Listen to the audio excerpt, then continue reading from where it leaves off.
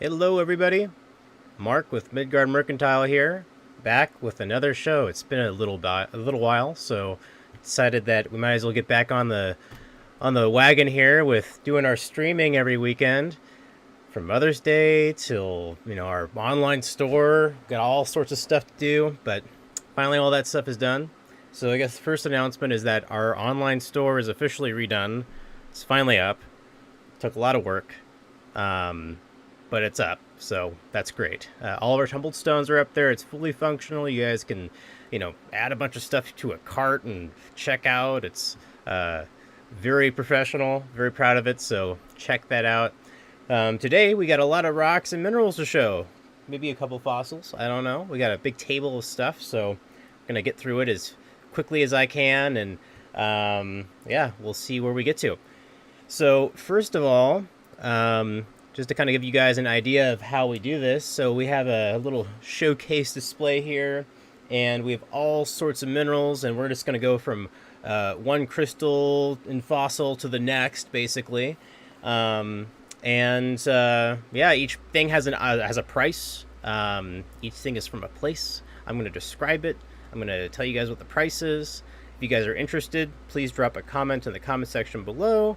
Or in the chat, wherever you're watching this. Currently, we're streaming to Twitch, Facebook, and YouTube right now. So, yeah. And again, if you're watching this as a video on demand later on, we might still have whatever you were looking at in stock. So, still, message us. All right, so I'm going to start off with some Herkimer diamonds. These guys are from New York. These are medium-sized Herkimer diamonds. These are all $34 each, and they are very beautiful.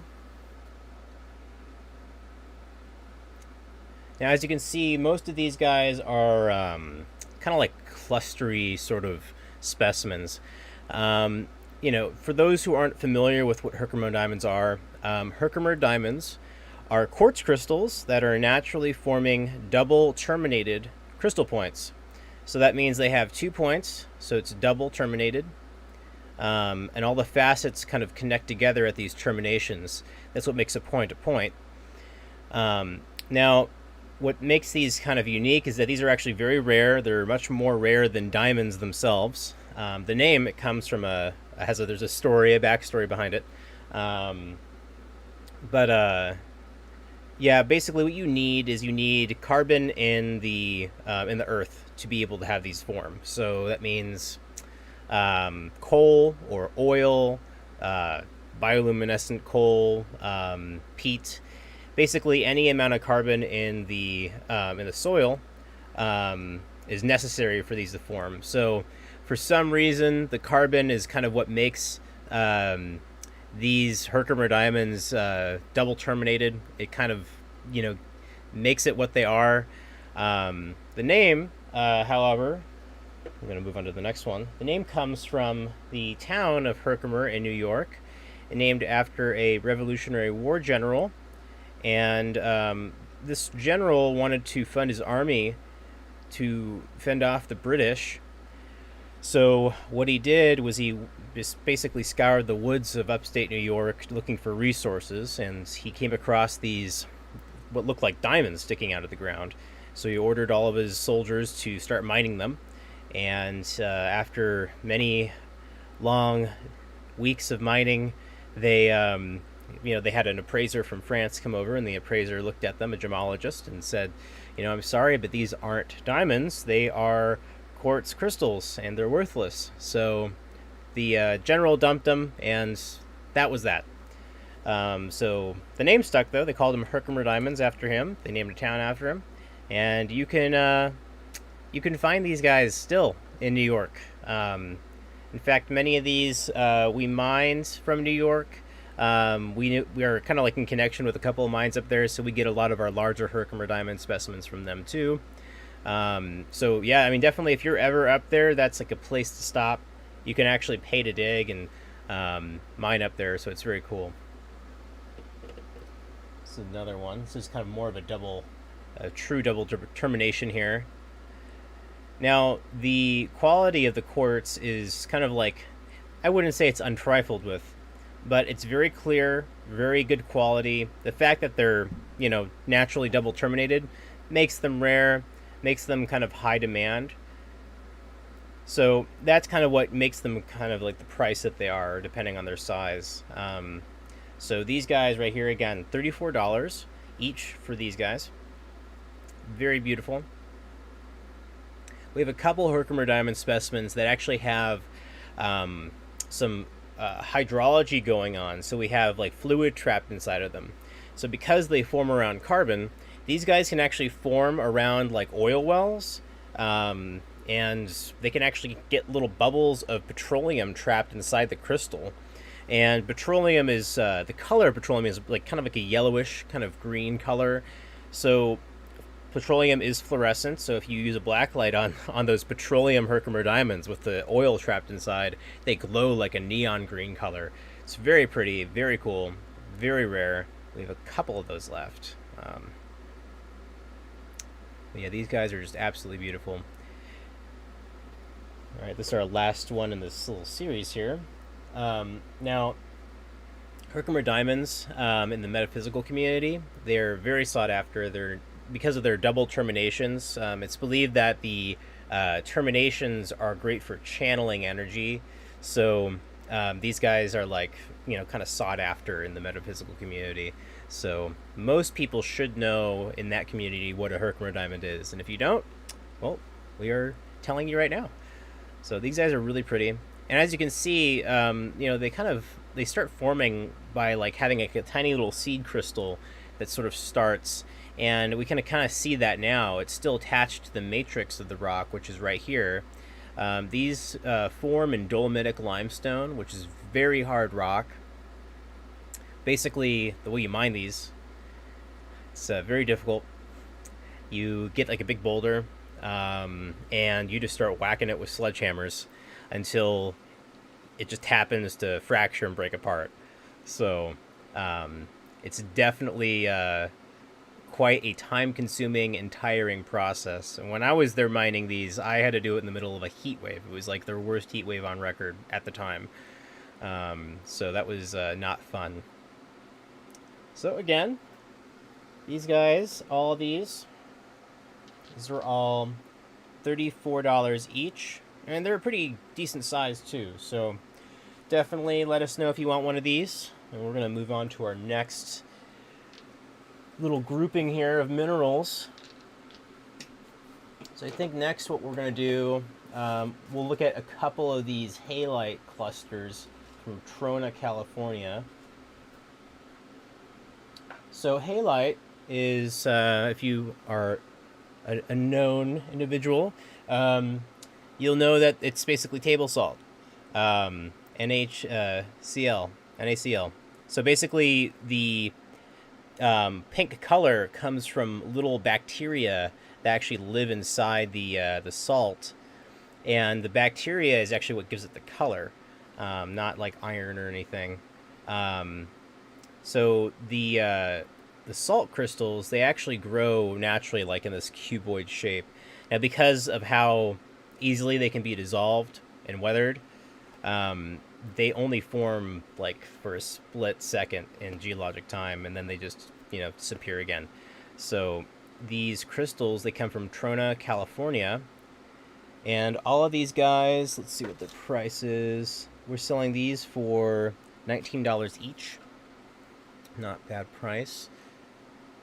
Now these form in a dry lake bed, and periodically the area around Trona will get some torrential rainfall, and that rain will all funnel down into this lake bed and basically just dissolve all the salt that's already there because it's a closed environment. So all the minerals basically just stay there. They have nowhere to go. So because it's closed off.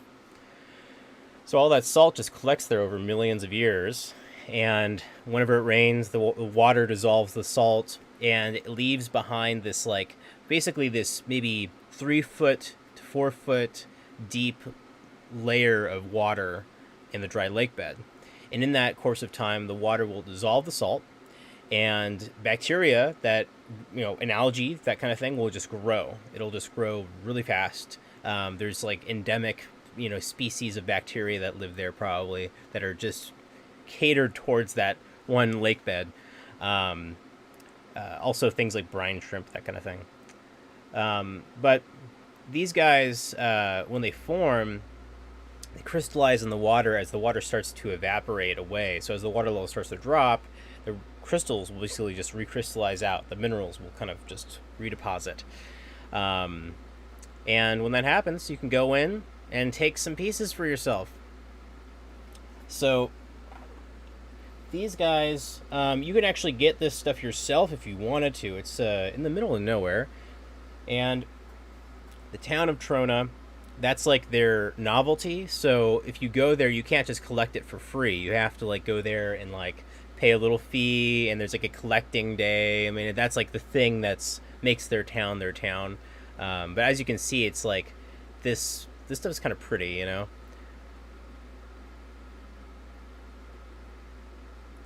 Now, I wouldn't condone eating this, obviously, but I will say this, that there are like chefs from around the world that will take salt crystals like this, and they'll use them in certain dishes, and as kind of like an excuse to make it more expensive, I think. But you know, it is kind of special to eat something like this, I guess. Yes, yeah, you cannot wear nice clothes when you go out collecting. Salt will crystallize, and it acts kind of like starch in your clothes. It will just make your clothes very stiff. They'll stand on their own, ruin them, actually. The only way to get that stuff out of your clothes is to run it through flowing water. So, yeah, these guys are kind of neat. We have some clear halite crystals as well. They're like just white halite crystals. Now, again, the color comes from the bacteria inside. If you have salt crystals that maybe don't have a lot of bacteria in them, or any kind of mineral impurities, then you'll just have like white halite. So we have, you know, the pink halite from Trona, and then we also have white halite from Utah, Salt Lake area. You can kind of see that like really kind of faint pink undertone, which is what the halite there is known for.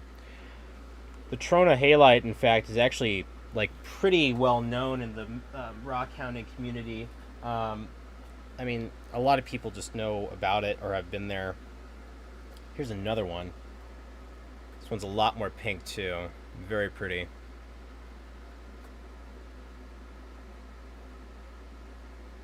Yeah, that nice pink color right there. It's like a kind of like a baby pink or soft like salmon pink. Really pretty.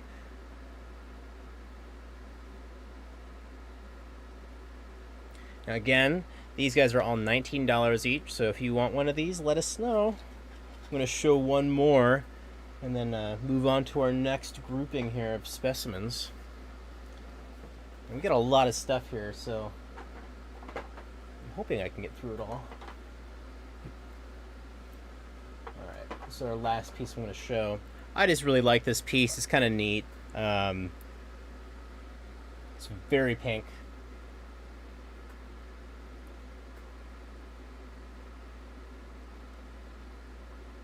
So we kind of see that like cuboid shape.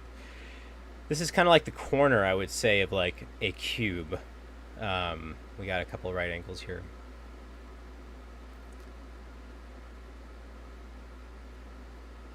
It's very cool. Actually, I would say this is probably one of my favorite pieces from the series that we have. Alright, we're going to move on to our next little grouping. And when I say little, I mean like super tiny. This is like just one piece. Alright, so this is a piece of raw emerald from Brazil that we have. It's not all entirely emerald, though. We got maybe some pyrite and galena running through here. And it grows in a metamorphic environment. We can see there's some sort of like schist material here. So these emeralds come from a like mineralogical rich region called Minas Gerais in Brazil. And it's like well known for having all sorts of minerals like emeralds, sapphires, amethyst, everything you could think of. So it's like it has everything. Now, as you can see, this guy is $65, and this right here is the emerald. So as you can see, it's been kind of like cut and polished a bit. When you find these are pretty rough. Now these are all priced on clarity, on color, especially color.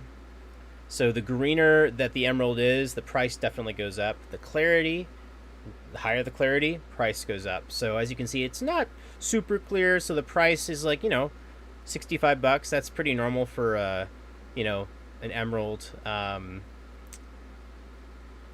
So as you can see, again, this is actually the emerald right here.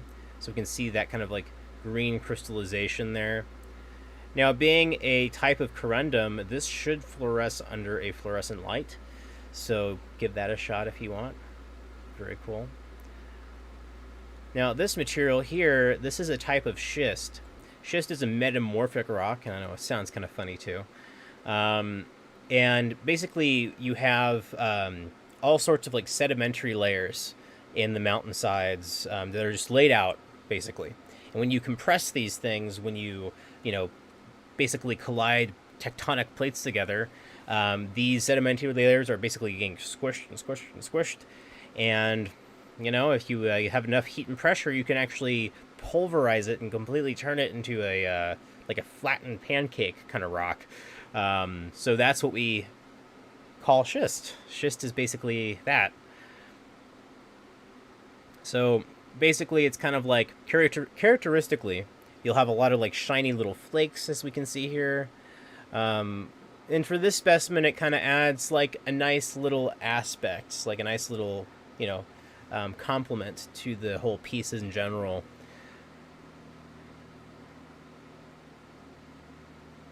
Yeah, some pretty greens here too.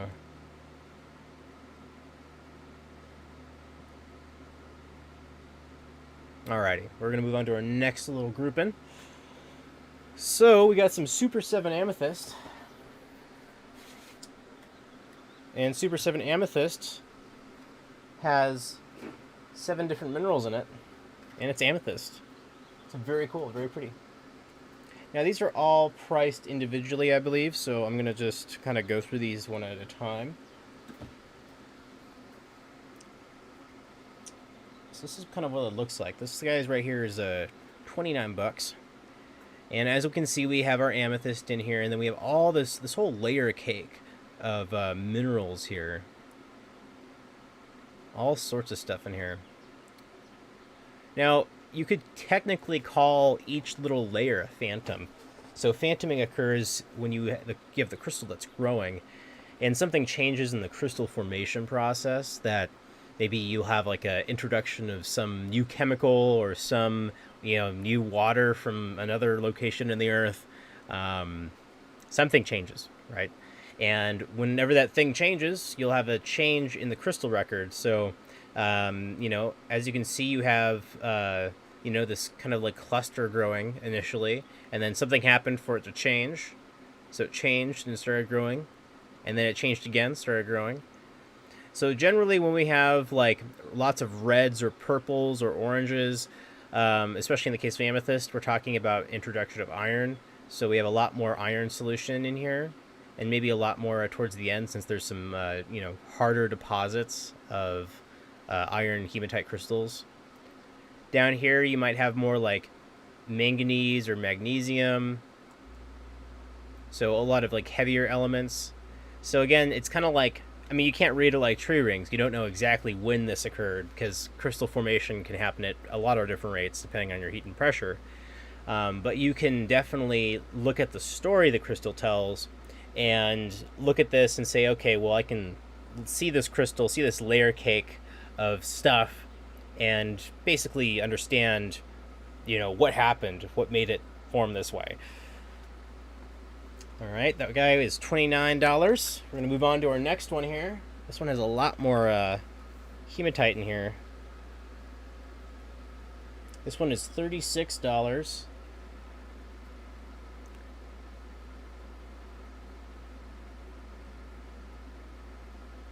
Very, very pretty. So as you can see, we have faceting, obviously. So we got the point here. And we have this layer cake of just iron. Look at that. So all those different layers of iron. Now, this probably happened because you had like a pocket underground where maybe there was, I don't know, like a cluster, and then something happened, like like high amounts of iron just got intruded into this pocket and just coated everything. Now, what's kind of unique about this piece too is that it is double terminated. So we have a termination here, right? And then if you can look closely at the light being reflected, we have a termination on the other side, the underside right here. And it comes to a point. Now that is very uncommon for a piece like this especially. So this is more of like a double terminated Super 7 amethyst here. Very, very pretty. And that purple too, that purple color is just gorgeous. Now you may notice a lot of points that have these little striations on the side of them.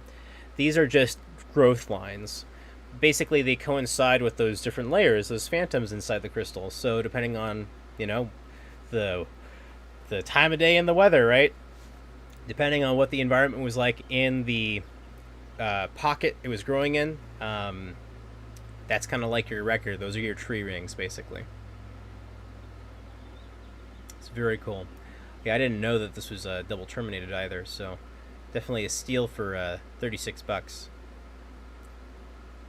Now, in the metaphysical community, these are pretty sought after as well.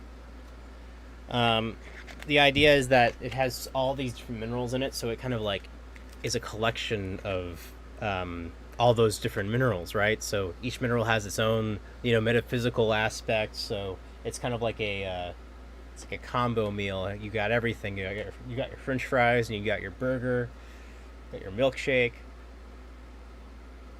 Now this one is pretty cool. So we have some pretty dark reds in there, right? Look at that. Beautiful dark layers of hematite. Got our amethyst in the middle. And this is characteristic of Super 7 amethyst. It's very cool. This guy right here, $22 for the Super 7 amethyst.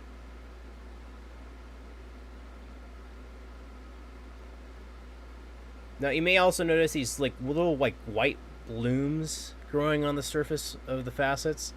That I'd have to take a closer look at, but that looks like a kind of like, I don't know. I've seen that in like bacterial deposits.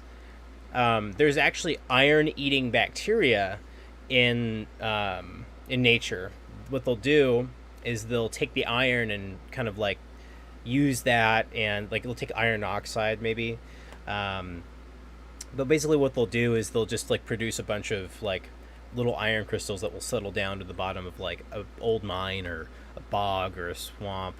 And so oftentimes they'll actually be living inside these little pockets here if they're exposed to the open air for a short amount of time.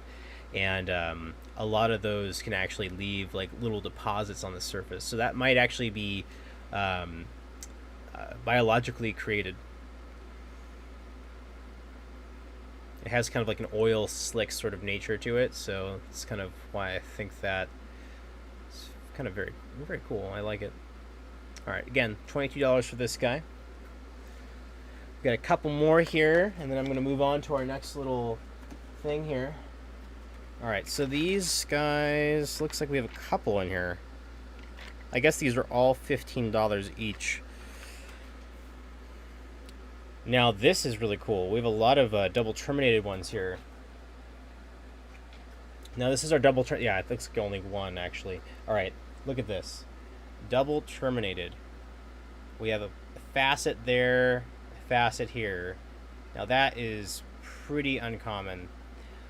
Now again, the double terminations, I mean, if you don't have the right elements available, then you're going to need some kind of, you know, the appropriate heat and pressure to organize all those little molecules on the molecular level to form this crystal. So yeah, it's kind of neat. So these guys must have formed pretty deep in the earth. To get double terminations, you usually need hot temperatures, really high, lots of pressure too. So, and usually those coincided together in the earth. And we got some really nice kind of layering here as well. It's very cool. Now, the bottom of this too, I mean, if we look at it from this angle, we got some pretty clear crystal here too. I mean, it's not super clear, but it's clear for the Super 7 amethyst, that's for sure. Usually it's very kind of dull, and that's mostly due to probably that bacteria that eats the iron. It kind of weathers the crystal a bit.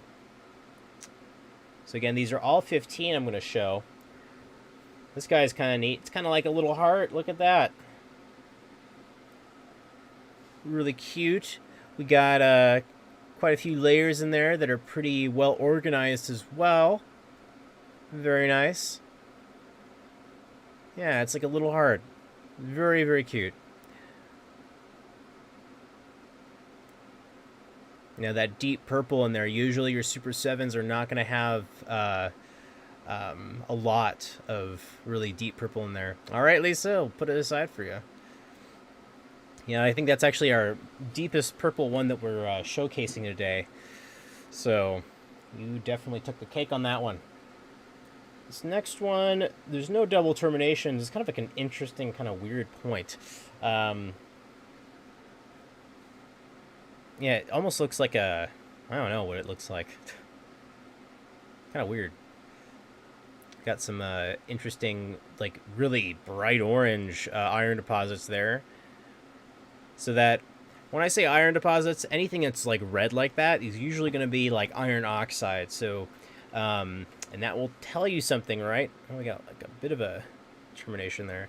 That'll tell you something, right? So if you have iron oxide, that means you had iron exposed to oxygen. So whether that was in the water, but generally you need to have open air for that kind of thing, especially for the bacteria to form. So definitely it tells you that wherever these Super 7s came from, the pocket was exposed somehow. This guy's kind of neat too. Again, we got that, really nice deep purple. We even have, we have a purple going into kind of like more of a clear kind of silica. And then we have kind of like another deeper purple with, the red hematite overlaying some iron oxide as well. Very cool. All right, so I'm going to show one more. And that'll be it for these guys. So it's kind of like a heart too. Got another heart-shaped one here. And it's a heart from 2 angles. What? Whoa. Wow, make that 3 angles. That's really cool. And it's very purple, too. And you got some nice clarity on the bottom as well. This one's really pretty, too. If we get a nice close-up here, the layering, hopefully camera will focus on it. Yeah, that's really nice. Yeah, so what makes these phantoms really nice is just having, like, a lot of, like silica trapping these layers of hematite. So you'll have these phantoms kind of trapped inside, and the silica will kind of like just kind of be like a nice little window or plane that lets you look into the crystal and see those phantoms. All right, Lisa, we'll put this one aside for you too. All right, taking all of our heart-shaped things. We're gonna have none left.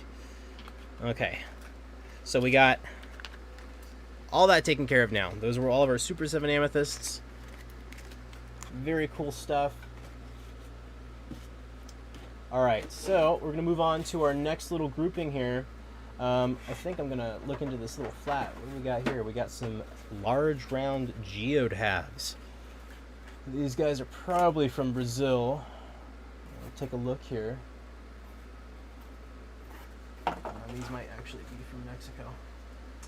Yeah, I think they're from Mexico. All right. Yeah, these are definitely from Mexico. Okay. Wow, we got a lot of these here. They're very pretty. All right, so I forgot about how beautiful these are. So it always happens. Always happens to me. I always think like, oh yeah, it's like I know what we got. I know what our geodes look like, and then I look at them again, and I'm like, oh my god, what are we doing? I want to buy all of these. Okay, so these are our beautiful geode halves from Central and Latin America. I think having a general thing is probably better.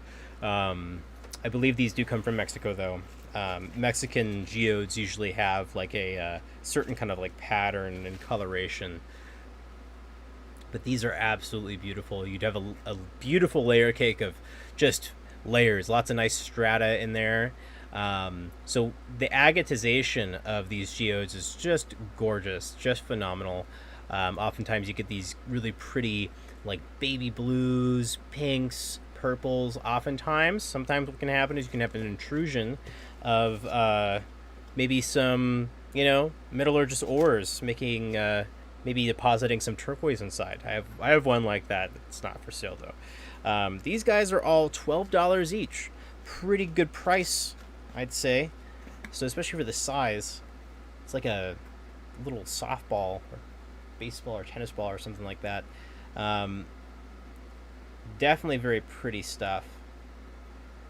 Now the outside too. I mean, look at that. I mean, even the outside's gorgeous. Normally with geodes and like thunder eggs, that kind of thing, it's kind of like a hit or miss. The outside can be a little rough.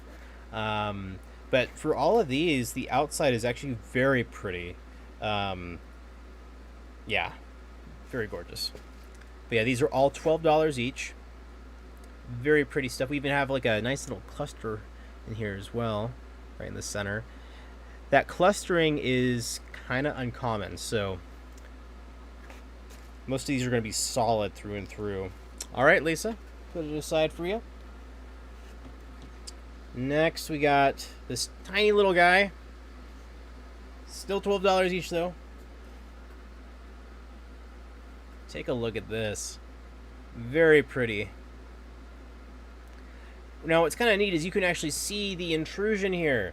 You can see where that water intruded in and deposited all this stuff. So we got a little kind of like intrusion here, one fracture and a fracture there, at least from this half, from what we can see. That is where your mineral-rich water was coming in and depositing these, layer after layer after layer of crystal. Now, as you can see too, the layers of agate, they kind of coat the inside first, right? And then once those intrusions are closed off with the agate, then that's when your crystallization starts. The agate is actually like on a very small molecular scale. It's just a bunch of tiny druzy, basically a bunch of seed crystals. So if you put this, under pressure and give it enough time, those crystals will take off and start going. So that's why a lot of geodes will actually have banded agate around the outside and then have crystal points on the inside. Very, very neat. And if you see something where there's like, in this case, you have crystals growing and then you have another band of agate, something happened, like maybe the whole thing got fractured again and there was another intrusion of some liquid that came in, and then it got closed off again. So definitely very cool if you know how to tell the story of these. It's very cool. All right, this one, I would say this is like one of my favorites. I'm just going to show the outside first, because the outside is pretty cool too. So this is the outside, very circular. If you are like, trained, and if you're like a rock hound, and you can how to spot a geode, I'd look at this and I'd say, oh yeah, there's something inside here. Especially looking at the circular nature of it all. And also you have like a lot of like outcroppings here and veins of silica, telling me that there's something inside. So, but if we turn this around, look at that. We have these beautiful, I would say, calcium-rich bands of agate. Let's see if we can get a close-up here of the bands. This is absolutely gorgeous. And what's even more beautiful, I would even say, so we have a couple thin bands of layered out, like kind of blue agate, so like a blue chalcedony maybe. And then you had maybe some calcium-rich stuff depositing in there. And then you have your quartz crystal. And then you have another intrusion of like calcium-rich stuff. And then you have amethyst. right in the center. You have these tiny little amethyst crystals right in the center here. Very, very cool. And then you even have like a little pocket of it too, which is kind of neat.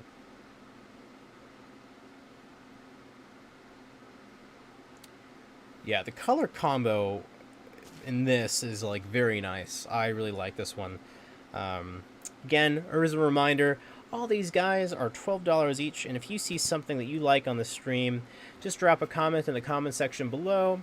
And, you know, if you're watching this as a video on demand, just message us anyways and say, hey, is that geode from 24 minutes and 35 seconds into the stream still available? And maybe it is. So please let us know.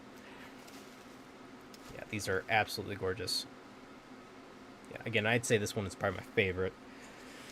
All right, next, got a few more here left. This one's just more like just massive crystal inside.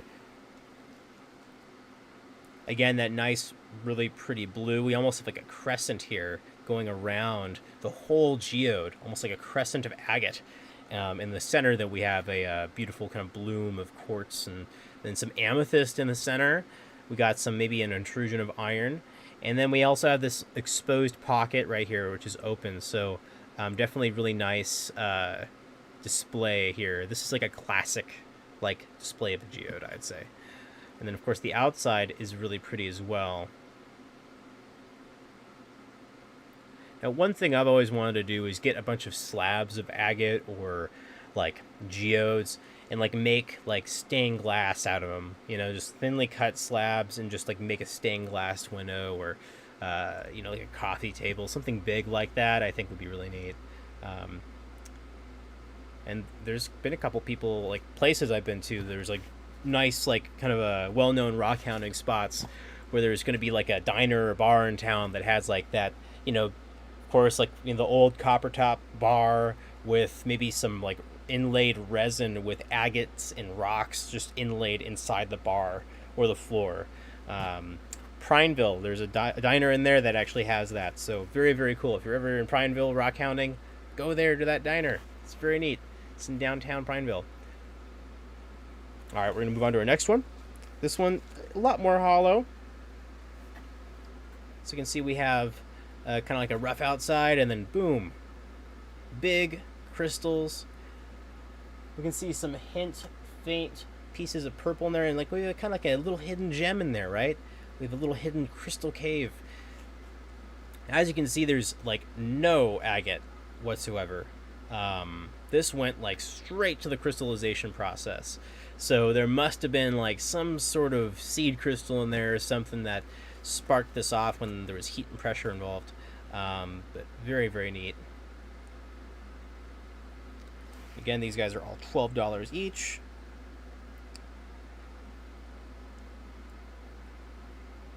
Very, very cool. This next one, our last one in the series, is very pretty. Here's our outside, and then if we turn this around very, very slowly, wow. It almost looks like a 5-pointed star. 1, 2, 3, 4, 5. Very, very cool, with amethyst in the center. Very neat. I really like this one. It's like you have a band of agate, and then you have crystallization, another band of agate, crystallization, and then amethyst. It's like very cool. All right, Lisa, this one is yours. It's a beautiful, beautiful piece. All right, so that should be all of our round agate halves, round geode halves.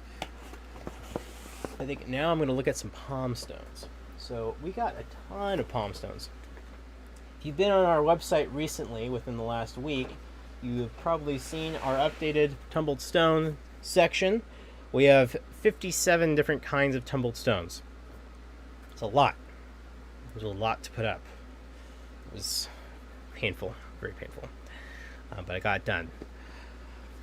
So we have all sorts of palm stones as well, though. Palm stones, basically imagine a tumbled stone, but just like the size of a quarter, and, you know, up the scale.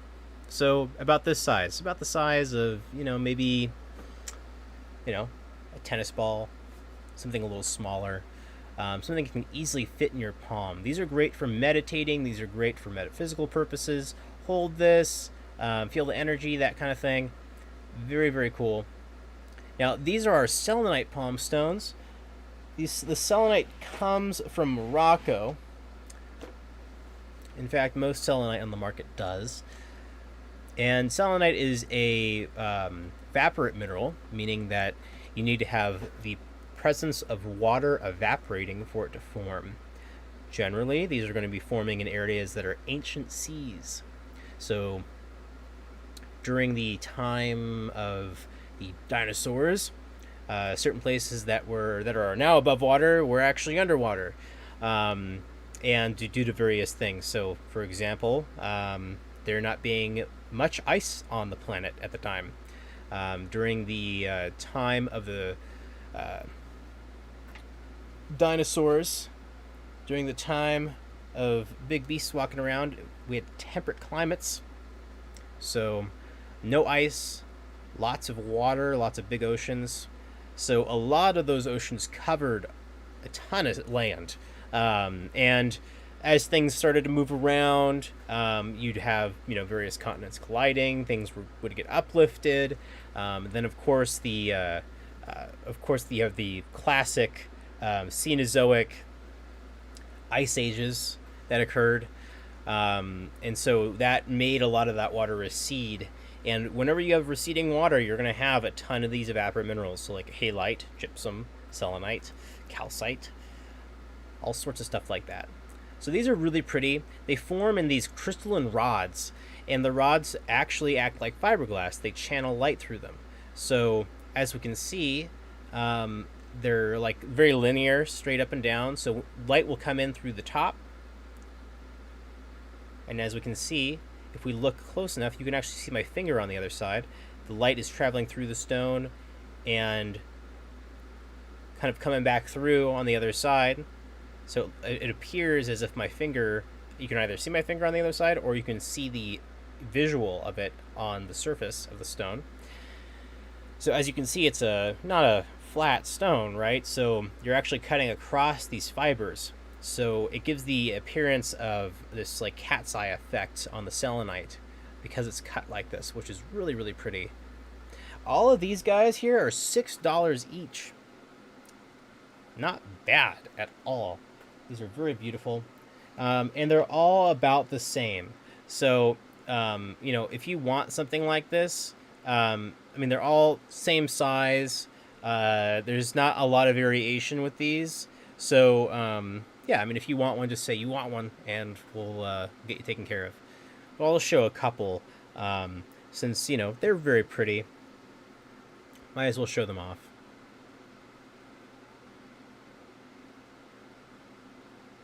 Yeah, that shimmering effect is very, very beautiful.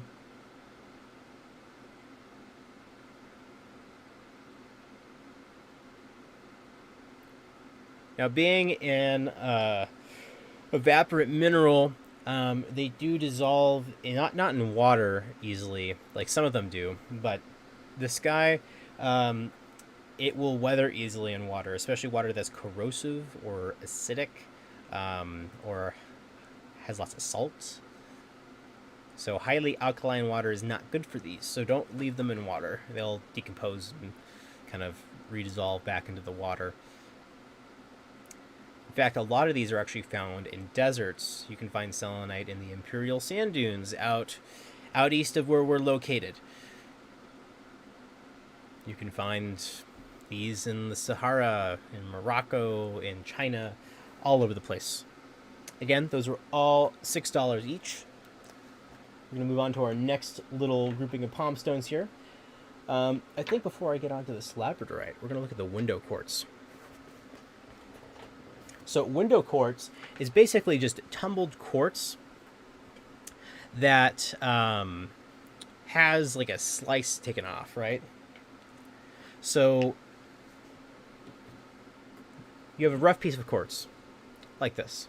Tumbled maybe, and what you do is you simply cut a slice off and it's like a window into the piece.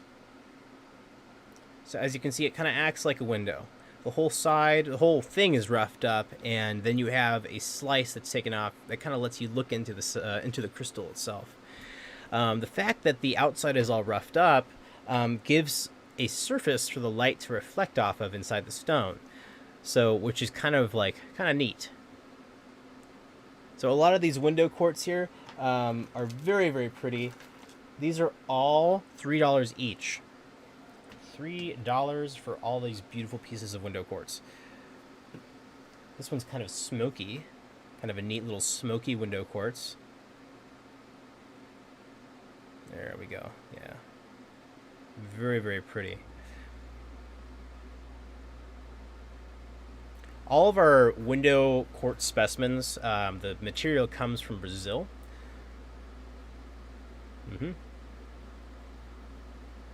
Yeah, they're really cool.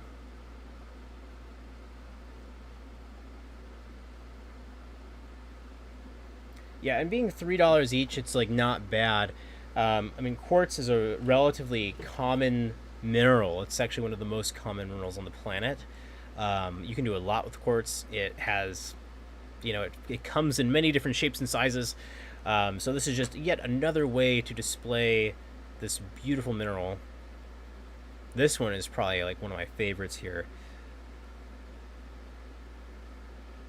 I'm going to show a couple more.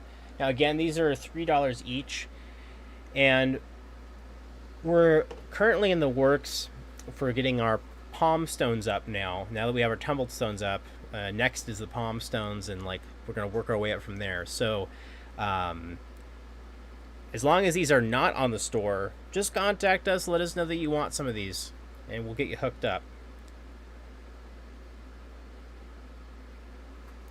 This is our last one I'm going to show for the window quartz. Again, these are all $3 each. Very, very beautiful. Next, we have window amethyst, right? You thought it ended at window quartz? No, it did not. The windows just keep on going. All right, so we have a couple of these beautiful window amethysts. These are, it's kind of different because amethyst tends to be a bit more non-translucent. It doesn't let a lot of light in general. It's just a different look. So as we can see, we have our roughed up amethyst, and it kind of looks neat roughed up. In fact, I'd like to get like a nice, beautiful koi pond and lay all this down. This would be beautiful in a pond. Now, if I turn this around, though, we got our window, right? Completely different feel, completely different look, different aesthetic completely. So even though it's literally the same thing, basically, I think a lot of people wonder too, like, okay, so, doesn't this take away from the natural beauty of it? And if a lot of these pieces, if they're like big points, right, they're gonna stay points because those are worth more. If you have a bunch of rough pieces that are all roughed up and banged up, no facets at all, pieces that you'd otherwise toss like somewhere else, doing this actually gives those pieces a new life. So in a way, you're actually bringing out the true beauty of a otherwise unappealing rock.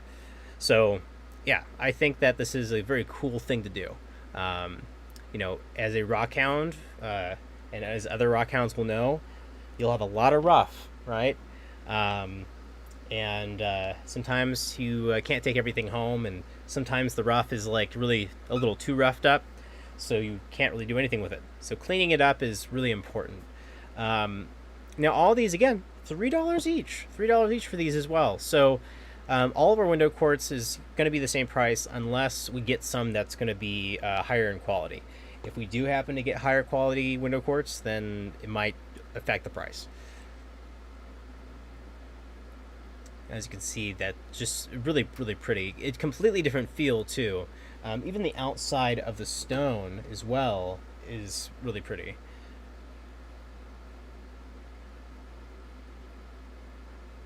Yeah, take a look at all that beautiful amethyst there. Very, very purple stuff.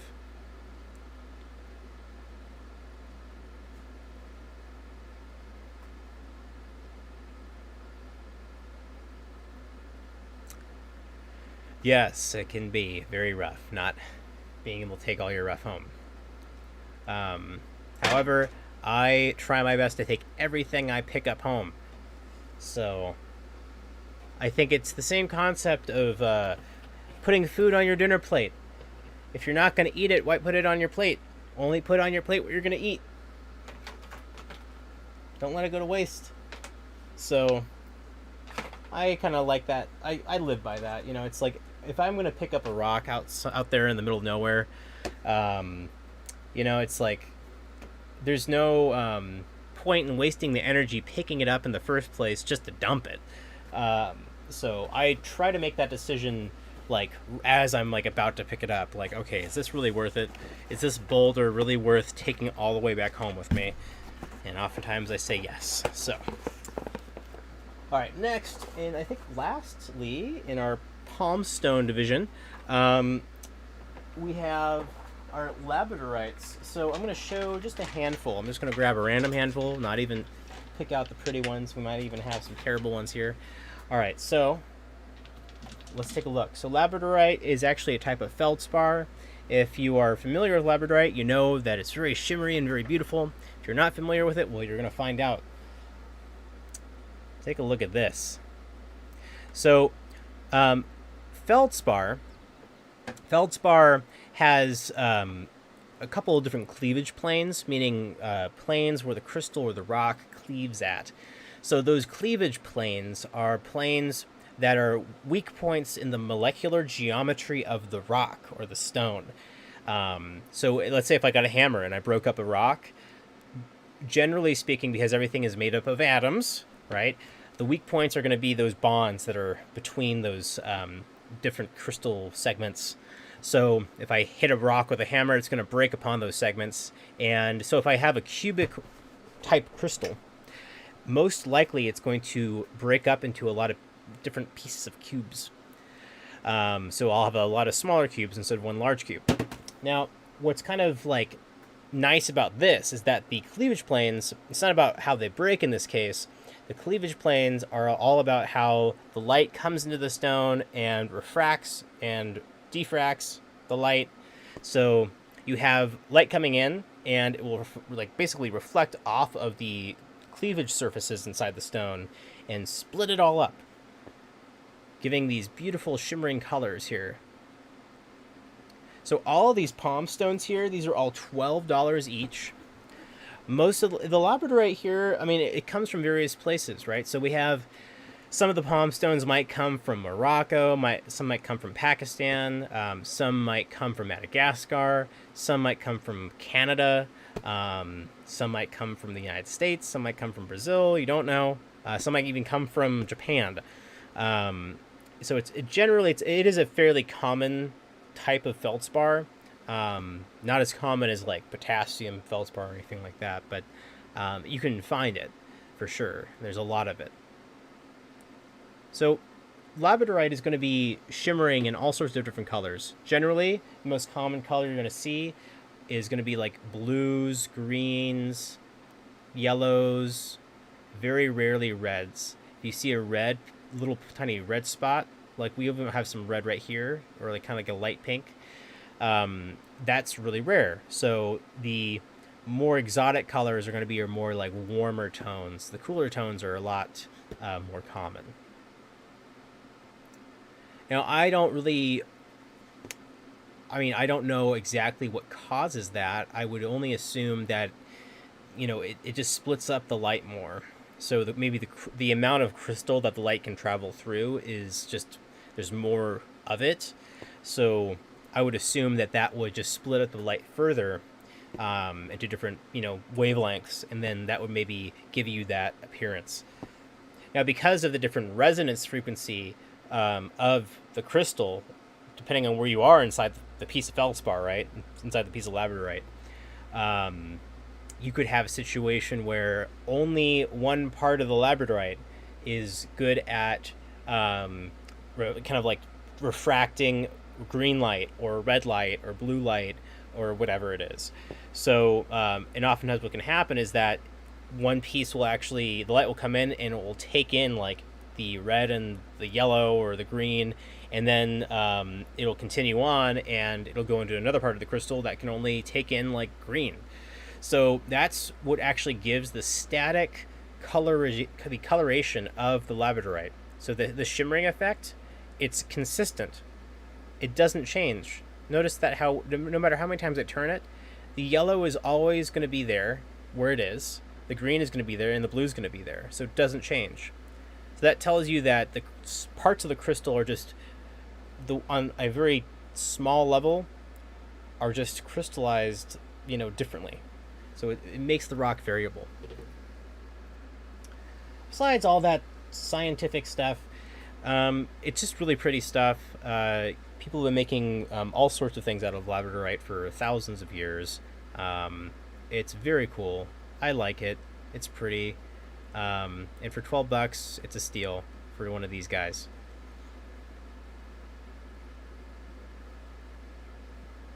As you can see, it really depends on the like angle that you showed at too.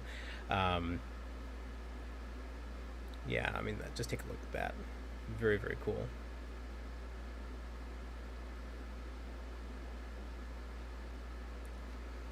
Okay, I'm going to show a couple more here.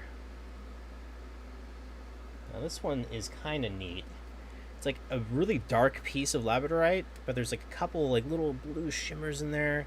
It's kind of like a hidden like a little hidden sea or something, like a dark ocean. I don't know. I think this is like if I was going to relate this to something, it would be like the deep ocean. You got those deep sea submersibles looking at those bioluminescent sea creatures on the ocean floor. I think that would be like a perfect comparison to this.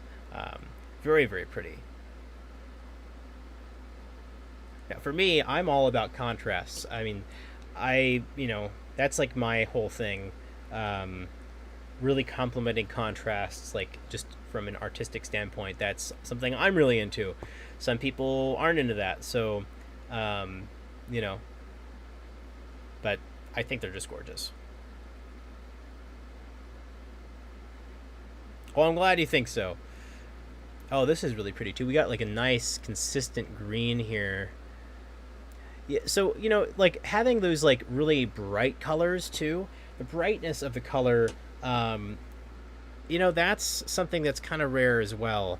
So if you're looking at labradorite, if you see like very bright colors of green or blue or red, like that bright blue there, that's a lot more uncommon.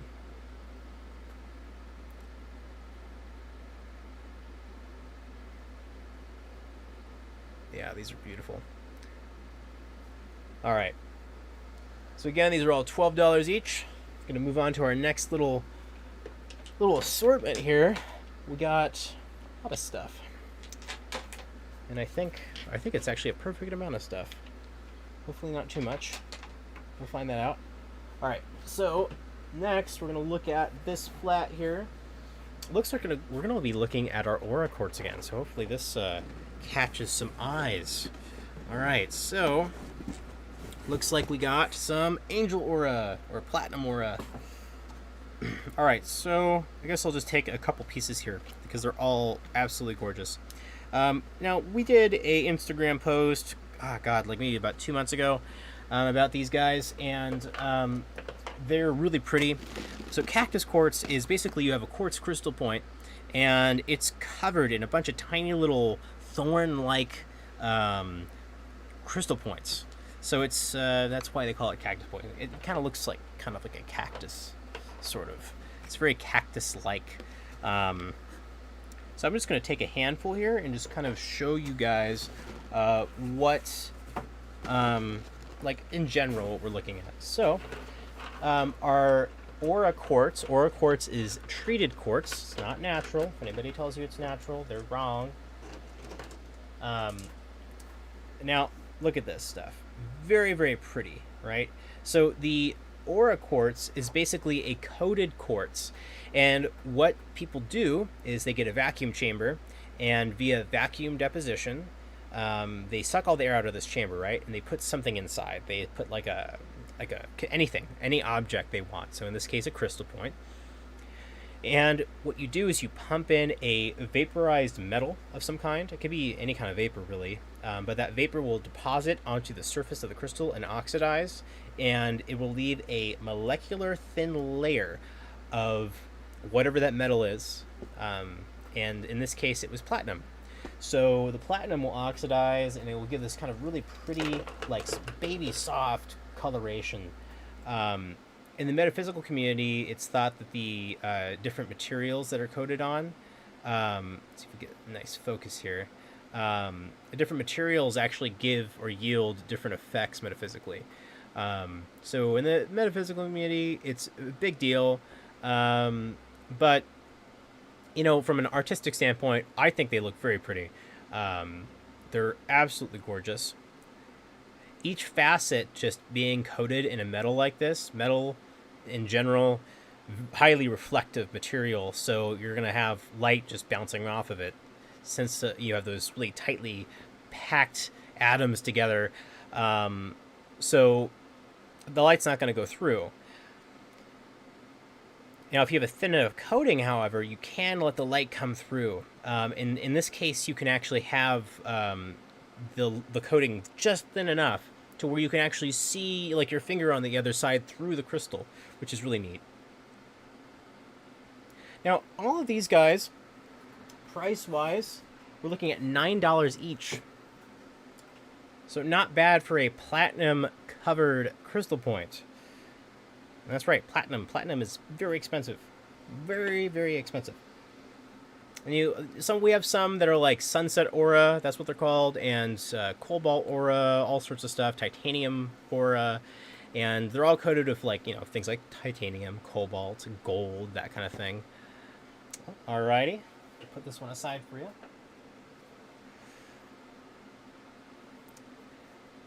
Now, I just think they're really pretty. Now, as we can see, though, we have kind of like this interesting pattern on the bottom, right? You might be able to see kind of like an octagon or pentagon here. That is the seed crystal. That's this point, this large point right here in the center.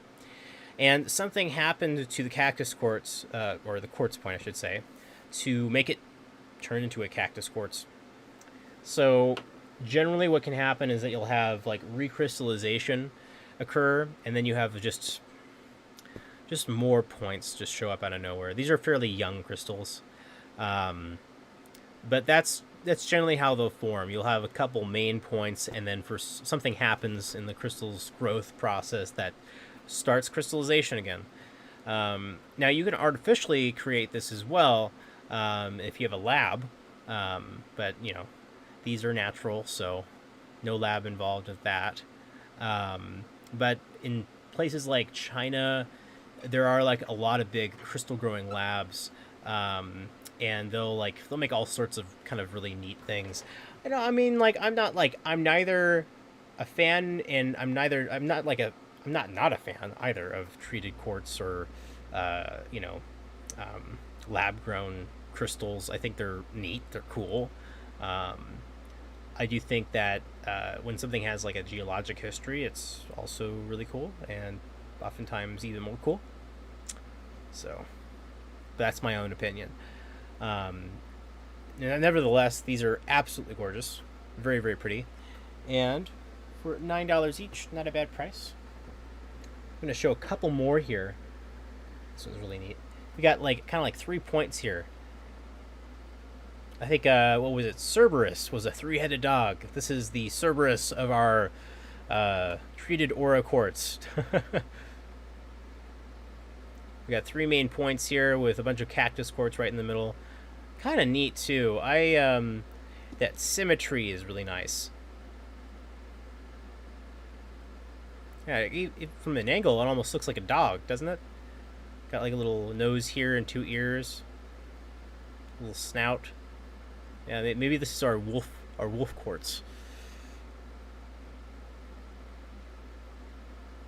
See if we can get a nice close up here. Now, take a look at those facets. Yeah, that's beautiful. All right, I'm going to show one more of these guys, and then we're going to move on to our next set of treated quartz.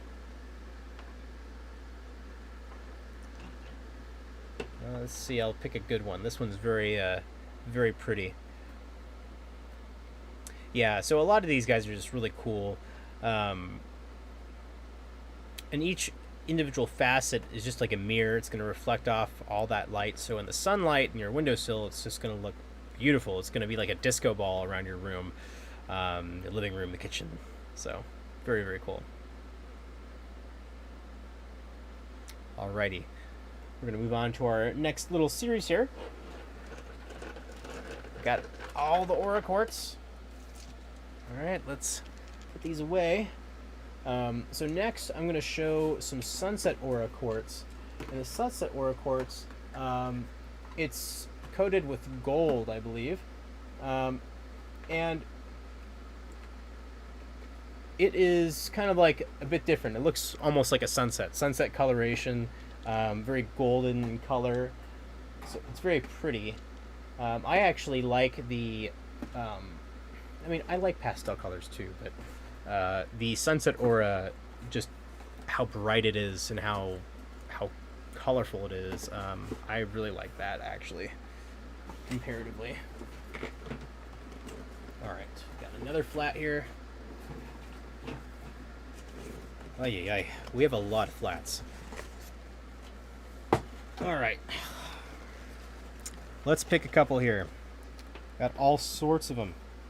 Oh my god, they're really pretty. Okay. Oh yeah, these are absolutely gorgeous. Oh yeah. Okay. Yeah, this is where it's at. All right.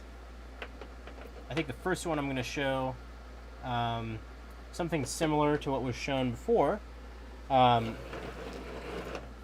Take a look at this. This is our Sunset Aura Quartz. Again, also $9 each. Take a look at the coloration there. Lots of sunset colors, right? So this is treated with gold vapor. And we have lots of oranges, pinks, maybe some blues and greens in there too. But it looks like the color of the sunset. These are absolutely gorgeous.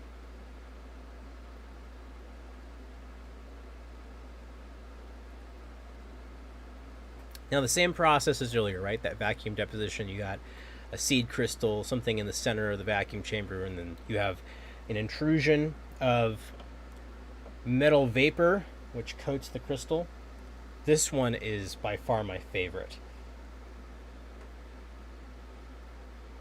It's a long, skinny point.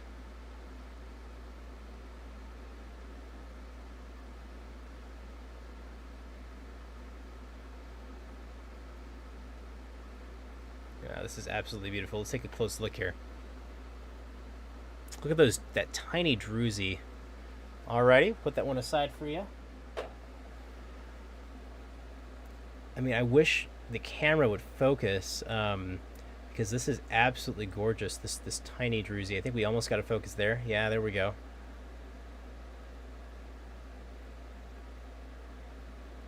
Yeah, this is really pretty. I love this one.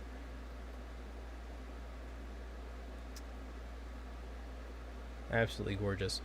Now those little cactus blooms, they're all over, right? Completely coats the crystal. Now, depending on the age of the crystal, the age of the point, you have various stages of cactus crystal growth. So some of them are going to be fairly well developed. You have large cactus little thorn crystals all over the point. Some will have really tiny ones. So that just tells you a bit about how long the recrystallization process was occurring, how long ago. This was kind of cool. Yes, and the bottom is coated as well. Look at that.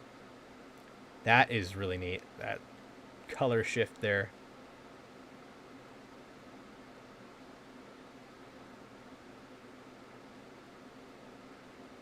We even have like a nice green as well. Absolutely gorgeous.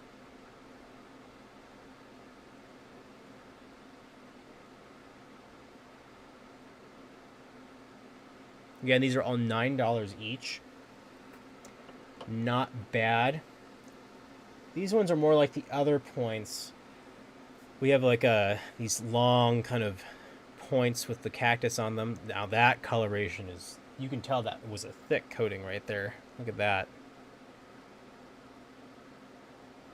Now that's really pretty.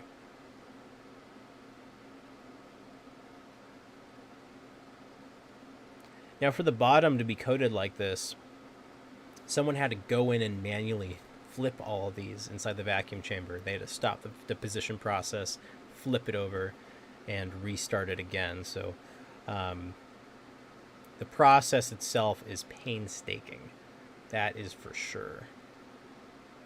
Yeah, this coloration here, this is probably one of the brightest ones from what I can see. That's a really bright orange yellow right there. Very, very pretty. All right, gonna move on to our next one. We got another one right here. Very, very pretty as well. Lots of cute little drusies there. Lots of cactus quartz. Very nice. Very, very nice. Wow. Yeah, I mean, each angle is so different, too. This next one is really neat. It's kind of like a heart or like a dinosaur claw. Take a look at this.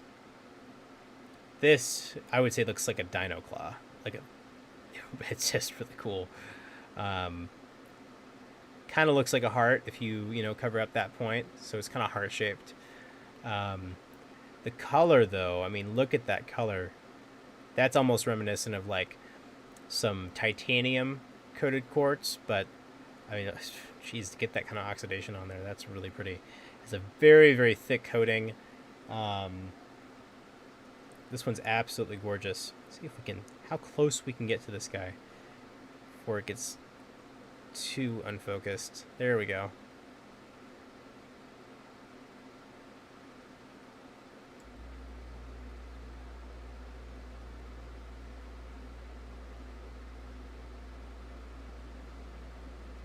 See if I can get a full rotation here. Very carefully. Absolutely gorgeous.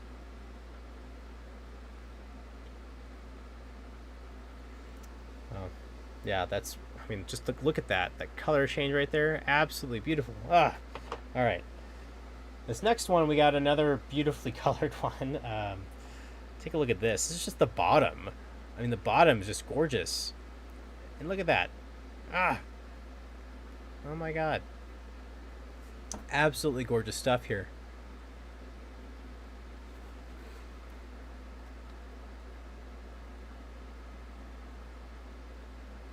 Wow. Yeah, this is beautiful.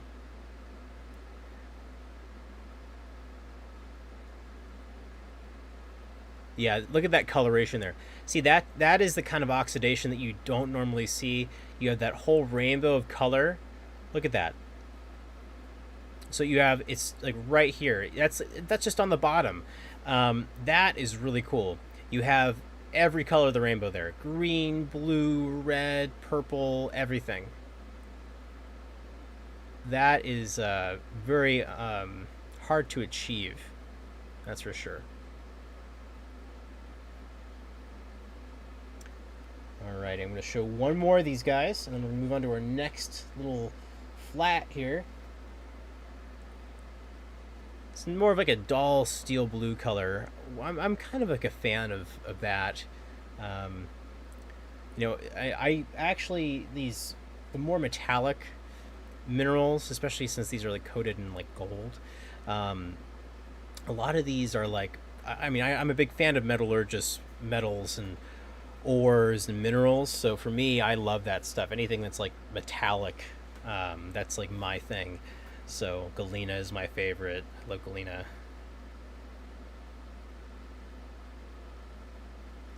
We have kind of like that little outburst of color on the back. See, this is the kind of contrast which is nice. You have this kind of like little flash color, and then that contrast to the lighter pastels. Absolutely gorgeous.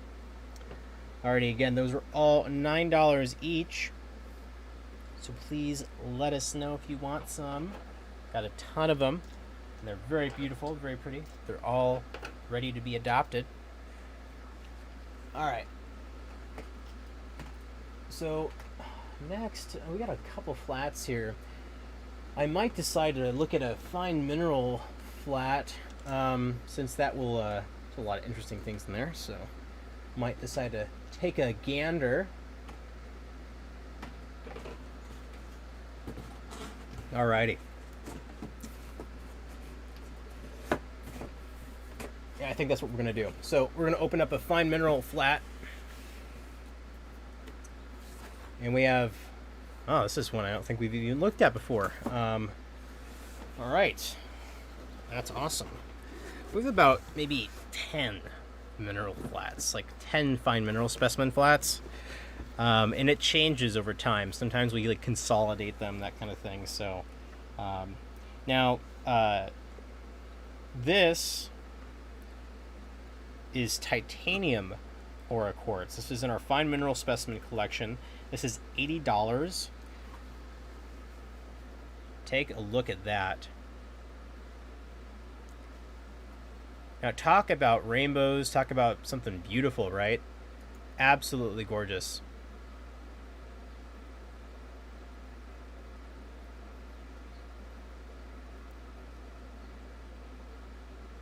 Now that coloration too, let's take a close up here. Just take a look at that angle.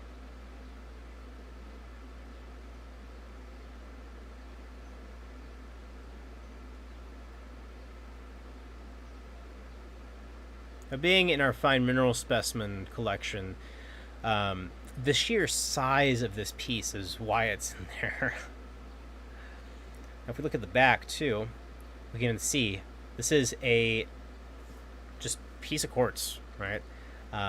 You'd call this a piece of Faden quartz. So Faden quartz is like usually just like a flat blade of just rock, and you have like this kind of like thin kind of coating of druzy on the other side. Very, very pretty. So this guy right here, again, $80 for this beautiful large piece.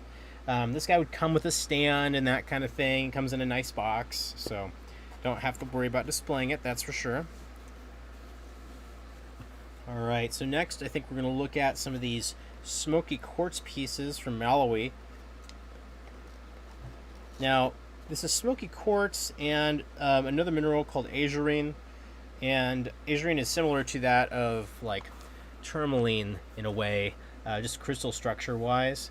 But it's like it has its own look for sure. So we'll dive into it. Take a look at these.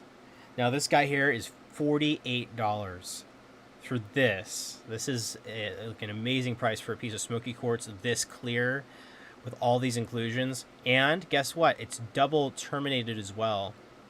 The locale these comes from, double terminations are prevalent there. So this is something, again, you see this in nature, very rare, definitely very sought after. So yeah, definitely might want to bite the bullet on this one. I love how clear they are. I mean, you can see that clarity there too. Now, some of these also even have some really interesting light refractive indexes. So you can even see like the smoky quartz phantom in there, right? You can see it in there kind of right there at the edge. You have that layer of like very clear material, and then you have the smoky material in the center. Very common with these guys. So we have phantoming, we have some tourmaline and azurine inclusions. And if I can get the right angle on it, we might even be able to see the light refracting, hopefully.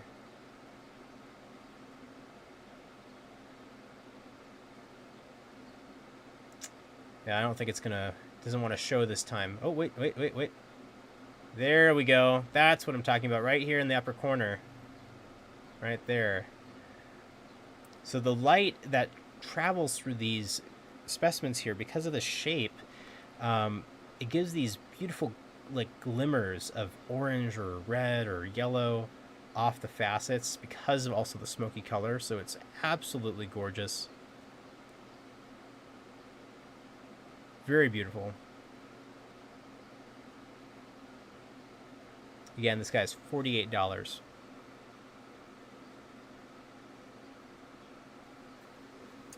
Alrighty, next we're going to look at a $32 point.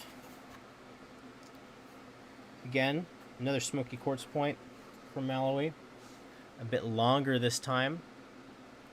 Also double terminated. Now this one is actually really nice. It has, I think, more smokiness.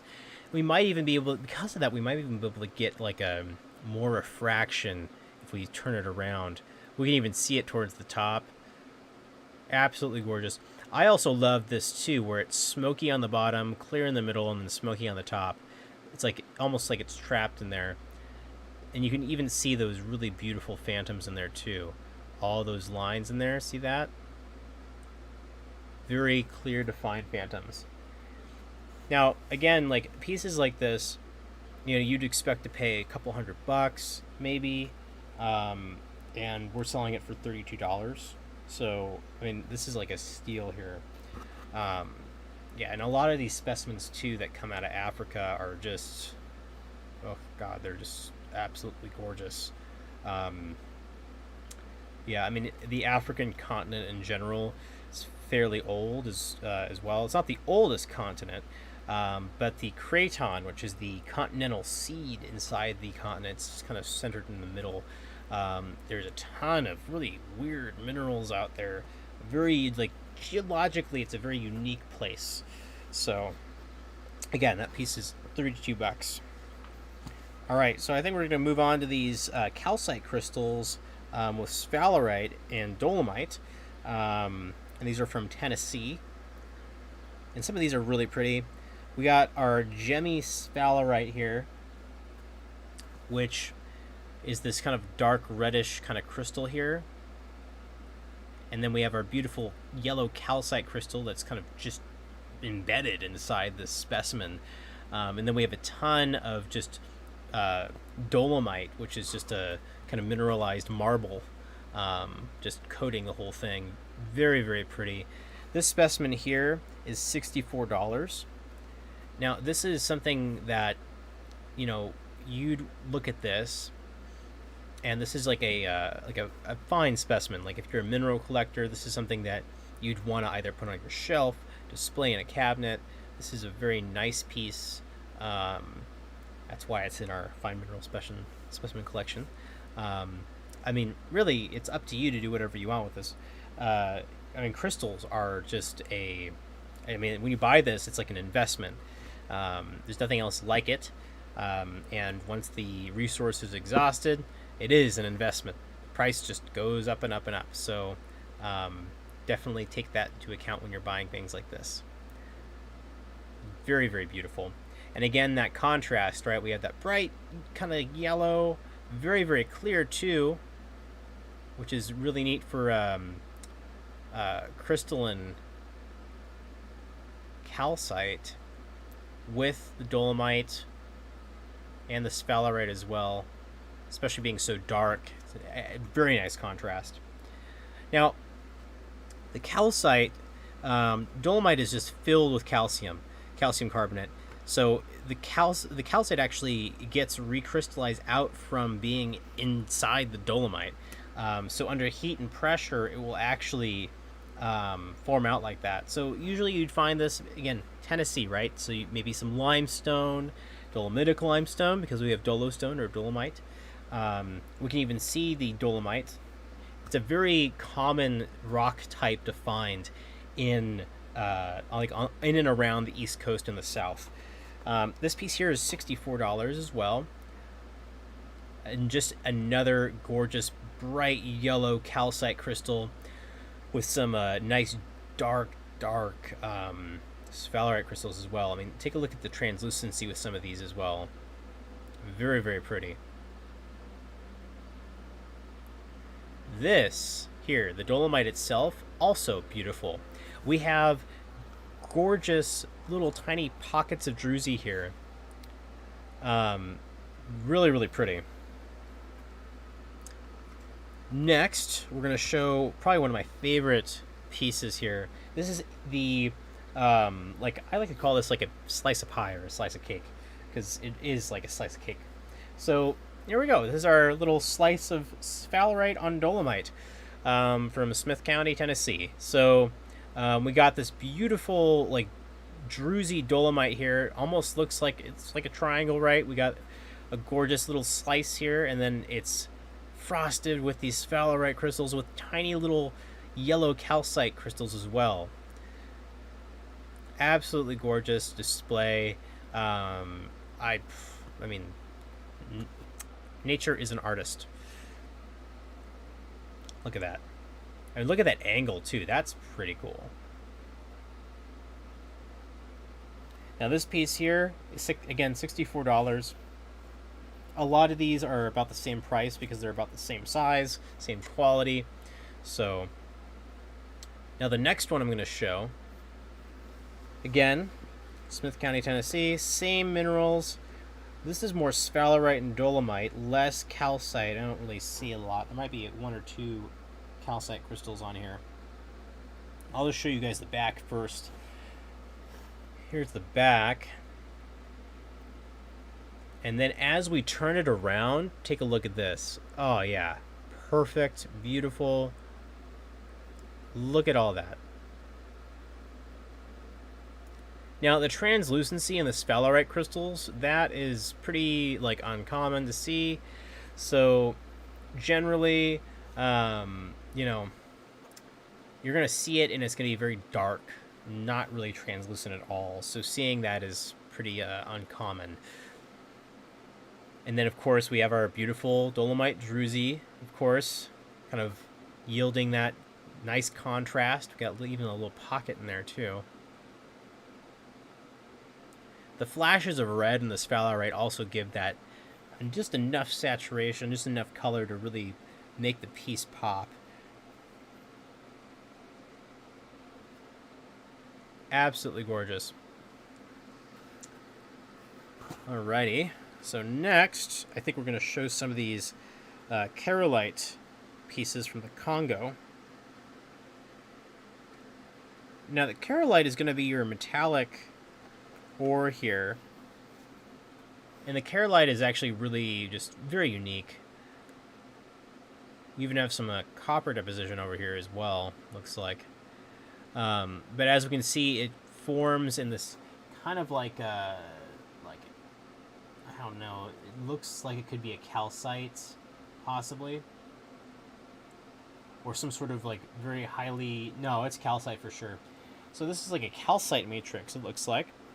And the kerolite crystals are just kind of like embedded inside. So these kerolite crystals are just really pretty. It's imagine something that's not as toxic as galena and being metallic in the same color. It's like the pyrite of galena. This is basically what it is. Perfectly safe to handle, that kind of thing. You don't need to wash your hands completely.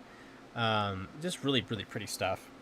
Now, this guy right here is $85, and it looks like we have some cheaper ones as well. They kind of range in price. So this is our most expensive one here. Now, our next one down the list, this is a $60 specimen of kerolite. And we have more kind of like spotty veins of the kerolite as well. So as we can see, it's kind of like embedded in this like calcite matrix. And we almost have like these like really kind of interesting veins of kerolite just running through the rock. Very, very pretty. Nice contrast as well. Now, again, this is just like the other ones. Like, I mean, these aren't as like spectacular as the ones from Tennessee, but these are still like a good starting mineral for a fine mineral collection of your own, I'd say. So, very, very cool.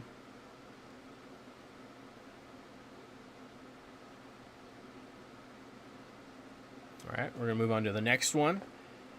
Now this one's kind of neat. It almost is forming in like this weird gneiss. Gneiss is a type of metamorphic rock, an igneous metamorphic rock.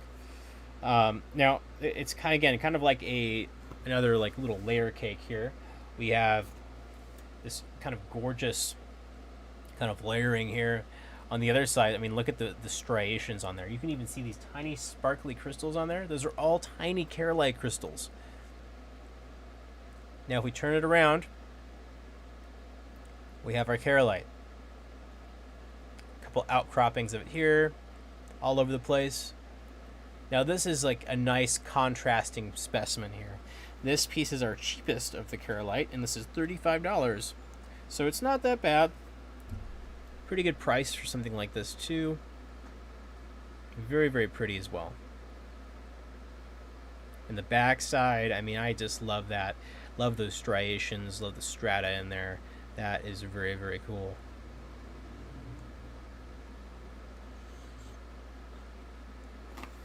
Alrighty. We're going to move on to our next little grouping here. This is our azurine grouping. So a lot of these guys are going to be around the $30 and $40 range. I think I'll start off here with this guy. This is a $24 piece of azurine. Very pretty, in fact. Again, look at that. This is something that, again, fine mineral specimen, right? For $24 for something like this, like, you know, that's really cool.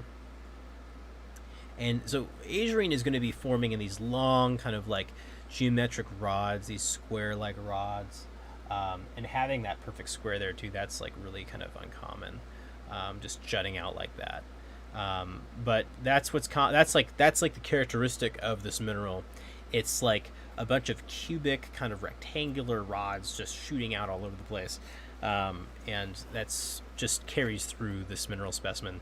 As we can see, it has a four-sided growth habit on the diameter of the outside of the crystal, but then you have these two planes upon where they grow out of. So it looks like that's the constraining point, basically.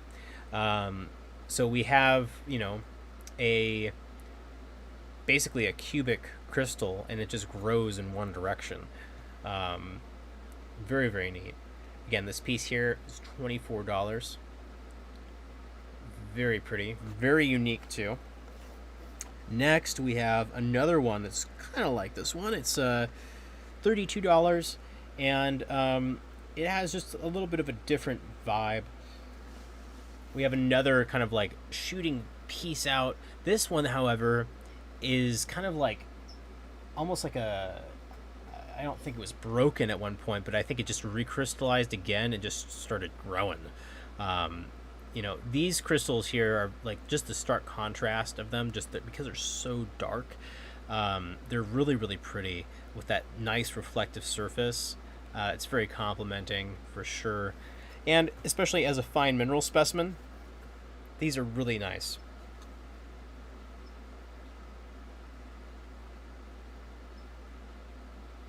Yeah, these are beautiful.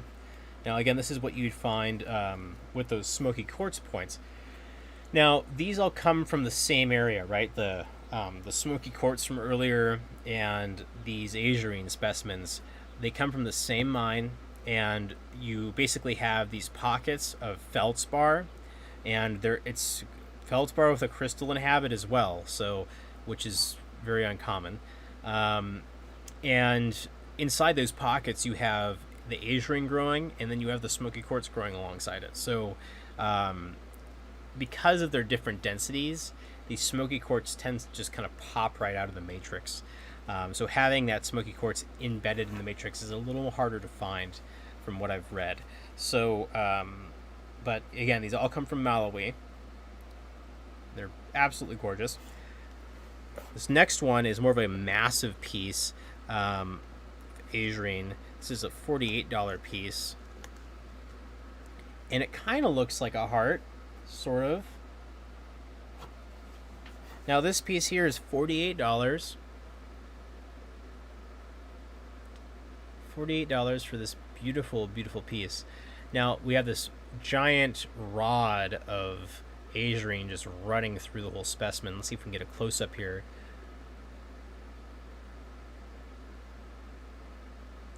Now, the coloration, right? We see it, and it looks very, very dark, like almost like a dark, like almost stark black. But as we look at the surface of the crystal, the very, very top, you almost have this little kind of like bed of tiny spikes, right? And it almost looks like a drabby, dark forest green. The color index for this mineral is green. It to our eyes will see green light, and because it's not that translucent, it doesn't allow a lot of light in. So if you have a thin piece, you might get a little light, and you'll be able to see that that coloration. You can even see it here a little bit. It's a little green. Now this white mineral here, this is all feldspar.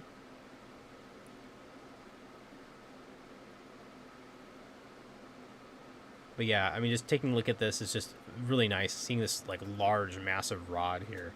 Absolutely gorgeous. Again, this is $48. Next, we have this beautiful twin.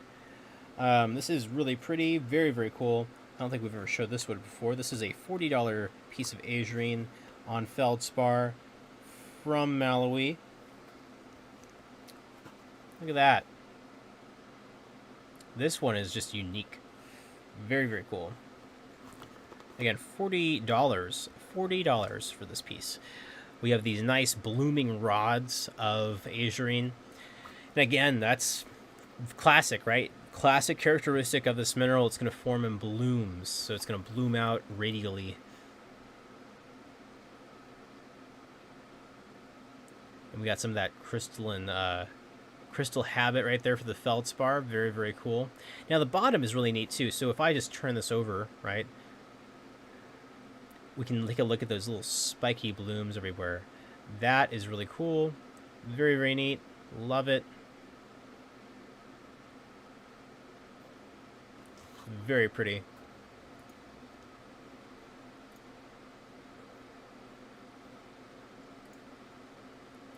I absolutely love this. Now, seeing this is kind of like teeth, you know, just jagged teeth.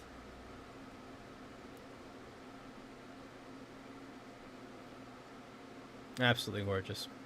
We're going to move on to our next piece here for this flat, and that's the last piece in the flat. Oh my gosh. And just to let you guys know, we're kind of nearing like past our halfway point, so we're going to stop this round 3. So right now it's 1:50 p.m. in the Pacific Standard Time Zone. So just a heads up for you guys. Now this piece here, this is a $32 piece of azurine on feldspar. Take a look at that. It's like a little city, right? Absolutely gorgeous. Now, the azurine, right? We're seeing a couple different habits here. We're seeing these flat-topped, like, crystal specimens, and then we're seeing these, like, kind of spiky-top crystal specimens, and then we're seeing these, like, just spikes. You know, and that's, again, it's just variable. I think generally they form in, like, sort of like a spike shape.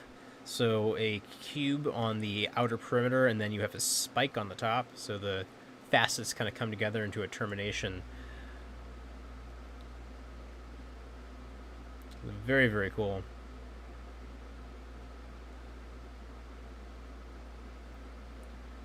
Again, this piece here is $32. So as a fine mineral collector, if you're trying to start off a collection, this would be a nice start for you if you want something a little exotic.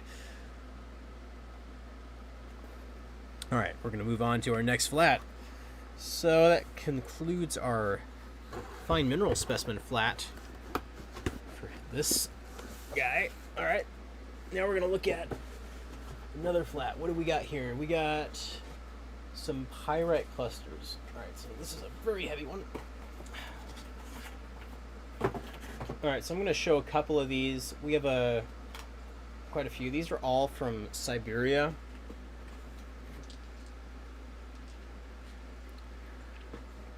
Now, the pyrite from these regions, they form like a barrel shape, so that's like kind of like a classic characteristic of the locality. Now, again, iron pyrite, right, or fool's gold. You can see why people were fooled by it. It looks very golden. It's actually iron sulfate mineral. So this forms a lot in areas where you have like old decaying sea life that's millions of years old, around like volcanic areas, places that are high in iron, places with low oxygen. Find it all over the place, really. It's absolutely gorgeous stuff. Again, I love metallic minerals, right? So for me, it's like seeing pyrite like this. Each facet is like just a mirror. It reflects light off the surface. So at night or during the daytime, put this in your windowsill and it will just act like a disco ball. Absolutely gorgeous stuff. So all of these specimens here, these are all pyrite clusters from Siberia, and these are all $10 each.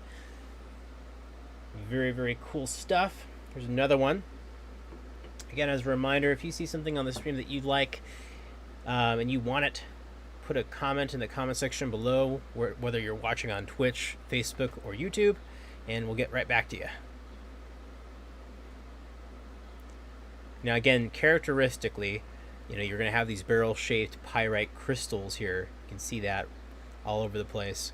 And just the locality in general is going to yield stuff like this. And just one thing to kind of keep in mind too, the shape of the crystal, we have cubic pieces, we have octahedral pieces of pyrite, and depending on the heat and the pressure involved in creating the crystal, that will determine the shape. So the heat will stimulate those atoms enough to force them together into a crystalline lattice. So yeah, I mean, if you have the right amount of heat and pressure, you're going to have different shapes. So, the lowest on the end of the spectrum is the cube. But generally, when you have iron crystals, you're going to have high heat, high pressure. So the cube is a little more rare. So you're going to see a lot of more like kind of barely like, octahedral pieces. There's another piece here. Got a couple nice facets. Very, very pretty stuff.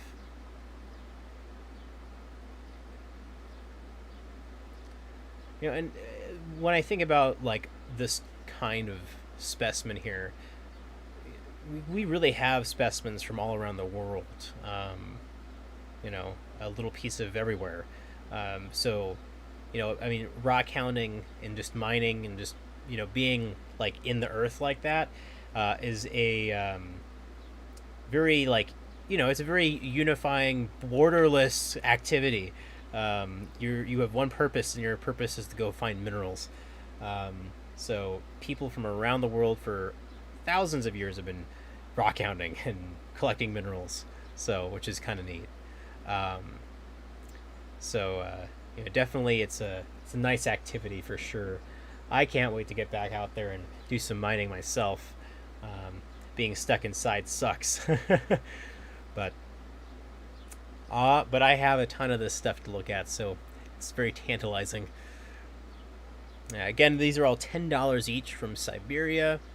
Very, very pretty, guys. Very, very pretty stuff. For those that, know me, I love metallurgical ores, so for me, it's like that's like my thing.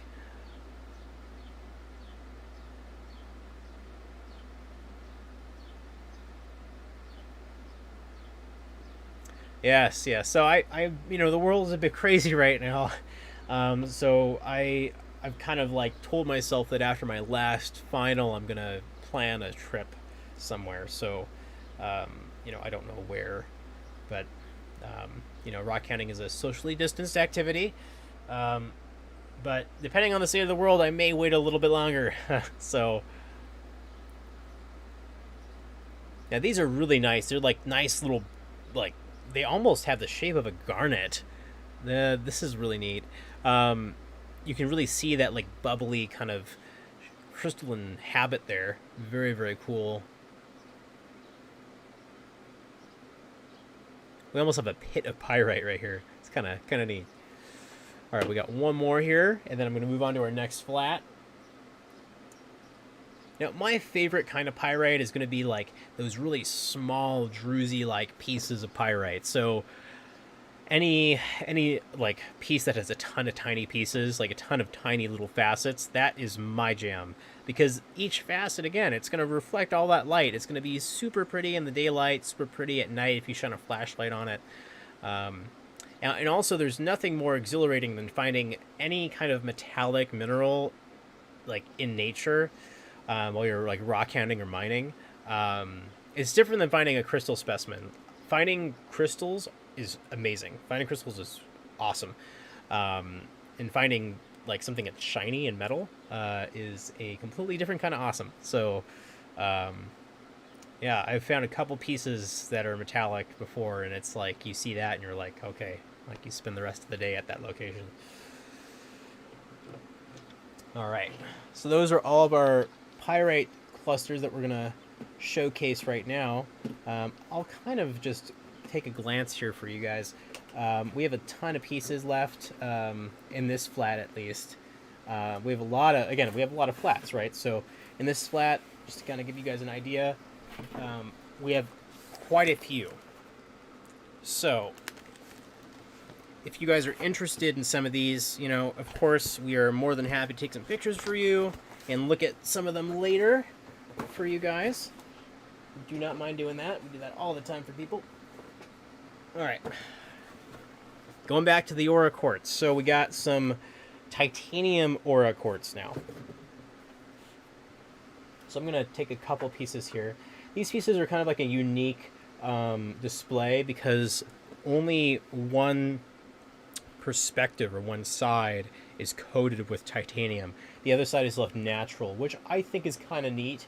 You know, considering that when we see this treated quartz, a lot of times people think that the whole thing is not real. So having that contrast is, you know, it's a nice educational tool, I think. And also, too, for those that, you know, think like, oh my god, you're taking the beauty of the natural crystal away. You know, most crystals that are coated weren't that pretty to begin with. They were either very cloudy or very opaque, not too pretty. So, you know, that's kind of like the reason why they were coated, because they were just all roughed up. And so, again, going back to the thing I said earlier about the window quartz, you know, it's about giving new life to these crystals. All right, so this is the first piece I'm going to show. This is a really neat piece. It is actually semi-translucent if you look at it in the right angle. So this is the side that's coated. And if we turn it around here, we can see that the rest is clear. It really gives a nice, like, kind of unique, kind of like, I don't know, different look. So as you can see, it's clear, right? Then we have the coating. Now, again, contrast, right? This is a great contrast. I absolutely love this kind of contrast. This is beautiful. Absolutely beautiful.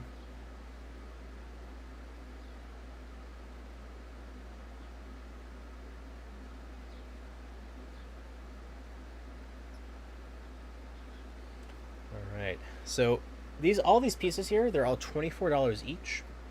So not too bad, especially for aura quartz. Again, it's not completely coated, so that's why it's a bit cheaper, kind of a little more affordable if you're wanting a piece. And the titanium quartz is a classic kind of rainbow color. We even have like a little bit of transparency here, translucency. Look at that. Now that kind of coloration, that bright coloration there, that's like a fully coated surface. And then this side here is like kind of, that's where it starts to fade off.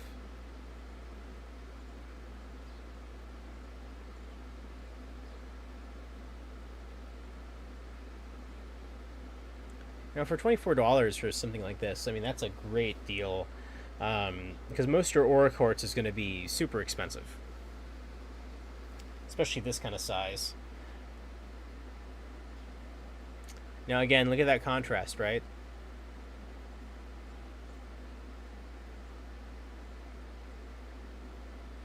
And that contrast is absolutely gorgeous.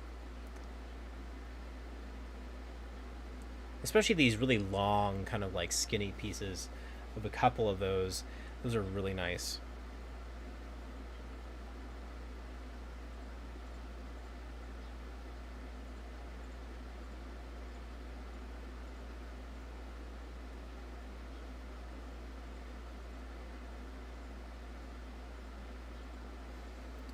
Alrighty. Here's another one. This one's really cool. This one has like a little bit of a like cactus kind of druzy going on here. So we're just going to show this side first. I mean, look at that color, right? Color is beautiful. But then as we turn it around, we got that clearness, and then we have this little different world here. Look at that little tiny, like little universe back here of little crystals and things like that. Very, very pretty.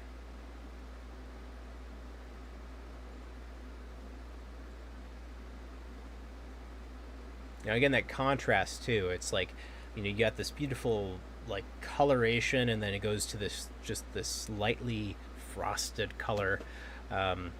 Absolutely gorgeous specimen here. Again, these are all $24 each. Titanium quartz. Very pretty stuff.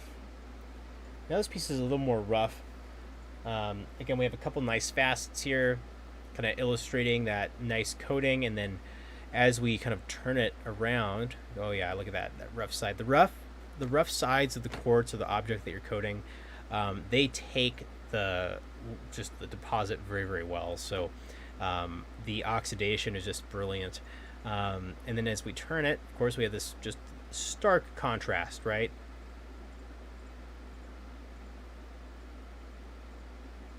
It's kind of shaped like a heart, I guess. Yeah. And, again, that contrast is just so beautiful.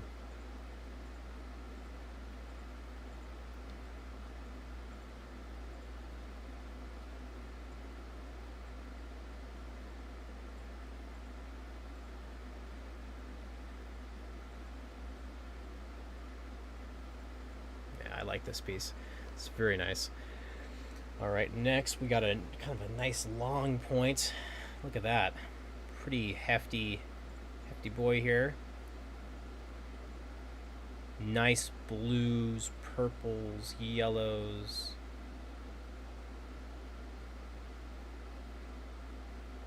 And we can even see that where the coating is even tapering off here. This side was like very lightly coated. So, and you can even see that too. It's translucent, right? Then as you kind of turn it into the light, you can see that coating. That's how thin it is. That is like an atom thin layer of just metal vapor on there. Very, very neat.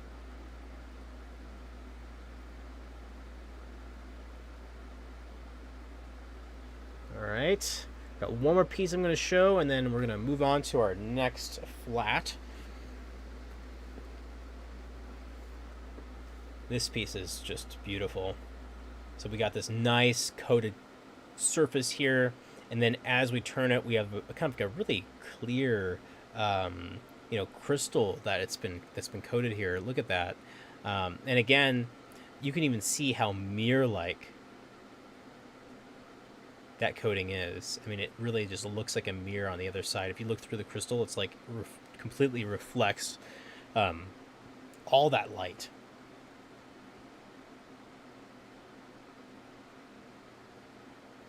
Absolutely gorgeous. All right, again, these are all $24 each. Titanium quartz, absolutely beautiful. We're going to move on to our next flat. Now, I think we only have one more flat left. So, however long it takes us to get through that, that'll be the remainder of our stream for this weekend. Now that we're kind of done with developing our web store too, we're gonna have like a plan of action for that now. We're gonna be doing the streaming again, trying to continue it every weekend if we can. So that's the plan. Next weekend, next Sunday, we'll be doing another stream. All right. Oh, gosh. Got some heavy pieces here. All right. Some heavy, fine specimens. Let's take a look. We got some Vanadinite, as I can see here.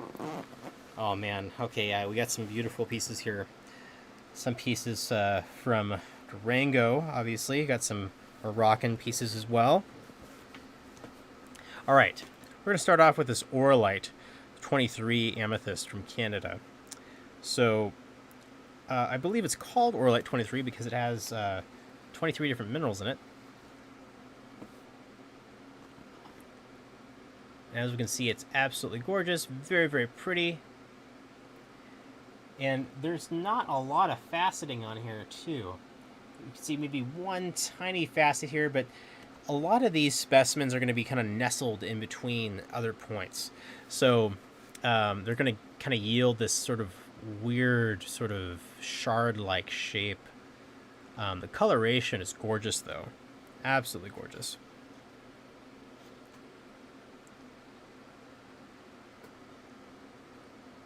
And you can even see, like, those growth lines as well. Let's take a look here. Yeah, this is beautiful. Now, what's nice about these pieces, too, these are also very, again, just like the Super 7 Amethyst, very popular in the metaphysical community. And pieces like this are great, just a hold in your hand. I mean, it kind of fits perfectly between my fingers, kind of like almost like a worry stone. A lot of these minerals like this are great for just holding. So especially ones like this that have like all these little nooks and crannies. Yeah, okay. So this is our last piece of Auralite. So it'll be around as long as it's around. Alrighty. We're going to move on to our next specimen here. This next specimen is a bit of a larger specimen. It has lots of different things here. It's from Morocco. And we have it labeled here as a stilbite cluster with galena and some topaz crystals on top. Again, these are topaz crystals, and this is kind of a weird sort of mineral. So, yeah. It's just weird. So we have this kind of layer cake of galena here. It's a very heavy, dense mineral because the galena is made out of lead ore. So that's your dark gray kind of mineral there. The salmon orange color that's your stilbite. And then these are actually topaz crystals, kind of spotted all over the top here. Very, very pretty. Now the backside too is quite kind of unique. Kind of have some druzy going on here. Kind of a little sparkle here and there. We can see the spotting of the galena kind of coming through as well. If we get a close-up here of the whole specimen, you can see that yellow kind of like topaz crystal there is almost like all rounded and stuff. You can tell that this has experienced some weathering. So this was probably exposed to the open air for a little while. And this is a very heavy mineral as well. Again, another like very unique display. Now again, larger specimens like this are obviously, they're going to come in their own box. And we also have stands as well. So for some of the larger pieces, we have like stands for sale. I mean, they're just like a couple, like I think $1 or two. So, and the stands are great for displaying the pieces. So definitely talk to us about that if you're interested in one of these larger fine specimens. This specimen here is $38. $38 for a specimen like this. Not bad. Now, what's kind of neat too, so, I mean, also, in regards to where this comes from, the area around Morocco is just so mineral rich. You have a ton of fossils as well. So that whole region is just so filled with stuff. I mean, it's amazing. Now, this next specimen here is really pretty. I always look at this and I'm like, wow, this is just crazy.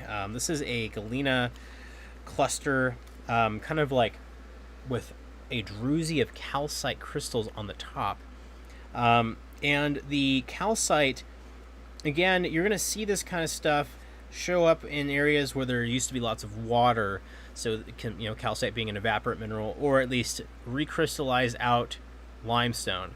So this comes from Peru, and it's a very kind of unique contrast. So we have our steel kind of gray blue galena here, really really pretty metallic ore. I love it.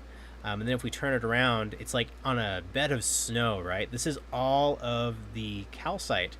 So it's almost like 50-50. One side is light, the other side's dark.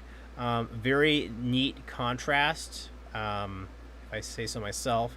This is a really pretty specimen. Very, very pretty. Now, this specimen here is $39. Again, from Peru, you're going to find this kind of stuff in mountains. So where you'd find this comes from an area where you have like tectonic activity going on, so subduction. And you have a old seabed, so limestone or something like that. And what's happened is that as the continent is being, or as the, I should say, the oceanic crust is being subducted underneath the continental crust in South America, you have a lot of compression going on. That squeezes the terrain up, squeezes it together, compresses and pressurizes and heats everything. And then you have things like calcite recrystallizing out. And as you're doing that, though, you're also fracturing the rock. And as you fracture the rock, you're, basically creating points of weakness, faults, fractures, where deep, like water that's trapped under the ground, whether from hydrothermal wells, a reservoir, or just water, hot steam that's been carried down from the subduction underneath the Earth's crust. That stuff will find its way up through these fissures, and as it goes up, it actually will dissolve and carry up heavy elements like lead, uranium, gold, platinum, titanium, mercury, all sorts of weird metals and minerals and like all sorts of stuff, but very exotic things. So a lot of our rare earth elements, a lot of our ores and things like that come from these hydrothermal veins. So this is from a hydrothermal vein that was probably shooting through an old bed, an old seabed, made of limestone that was compressed and kind of uplifted. That's how the Andes were formed. So just a very cool history, for sure. Again, that piece, $39 from Peru, galena on calcite. Next, I think we're going to look at some watermelon tourmaline. This is from the Palomar Mountains, here, kind of just in the mountain range just east of us, about, I'd say, 20 minutes from us. And it's from San Diego, right? San Diego is one of the gem capitals of the world. During the early gold rush, a lot of miners from all around the world came to California looking to strike it rich.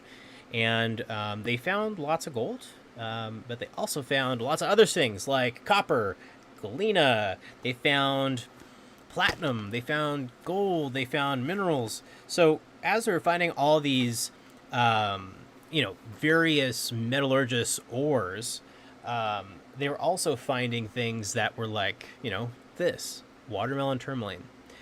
Now, tourmaline is considered a very prized gemstone, especially watermelon tourmaline. In this case, we'd have a variation where it's called watermelon because it's green and pink, right? We have pink tourmaline on the outside, and we have green on the inside. So the rind is on the inside, the meat of the juicy bits of the watermelon are on the outside. So it's kind of a neat little display here. As you can see, that translucency is very nice. Again, San Diego, being one of the gem capitals of the world, as all these ores were being found, these claims were being struck, these minerals, these gems were also being sold. So you had like a huge kind of gem seller district in a small little town called Julian, which is nestled in the mountains, the peninsula ranges out here in San Diego. So you'd have people selling their ores, people selling their gems, and I mean we have a ton of pegmatites out here, which are known to have a lot of gems. So San Diego in general, you can find all sorts of minerals out here. Historically, big place for this kind of stuff. Now that piece there, this piece is $49 for that watermelon tourmaline. Really, really good price. Next, we're going to show some rubellite from Brazil, another area, in particular, Minas Gerais, Brazil, and the rubellite is kind of like a pink tourmaline. It's just another name for pink tourmaline. It's just very vibrant in color. This kind of stuff forms in pegmatites as well. So again, another like gem capital of the world, right? Minas Gerais, you have a ton of pegmatites everywhere. So pegmatites are basically going to be forming where you have these hot molten pieces of magma, these little plutons that are bubbling up through the Earth's crust.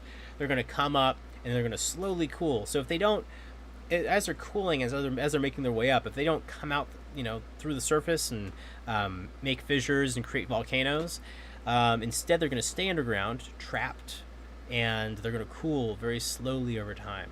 And if you've ever taken a geology course, you'll know that when you increase the amount of time, you're going to also increase the amount of time for the thing to cool. So more time yields larger crystals. Less time with cooling, you're going to get smaller, finer grained crystals. So think about something compared to the glass-like obsidian, right? Obsidian has no mineral structure at all. So it's cooled very, very quickly, very rapidly. But the same kind of material, cooled underground over the course of millions of years, is going to yield large crystals like these beautiful pieces of rubellite. So again, that's the kind of environment we're talking about. So these things are cooling underground, and as the tectonics of the world change, these plutons still kind of make their way up because they're actually less dense than the crust around them. So as the crust shifts, these plutons will make their way up, kind of still float to the top over millions of years, and create huge mountain ranges like the Sierra Nevada mountain range, which runs down the spine of California. So those are all plutons. All that granite, those are all plutons. You can find a ton of cool gems up there too. So again, very cool stuff. This piece here, this is $20, and I believe the other piece is $20 as well. Let me show that off. This is $24, $4 more. So we just got a larger piece here.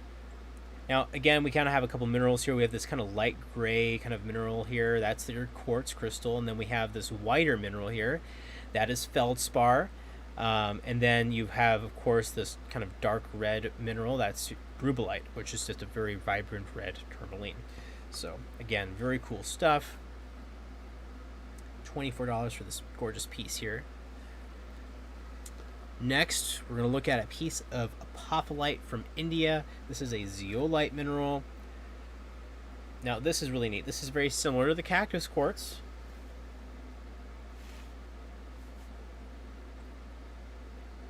Now, a lot of people, I've actually gotten a couple people comment and send us messages about this.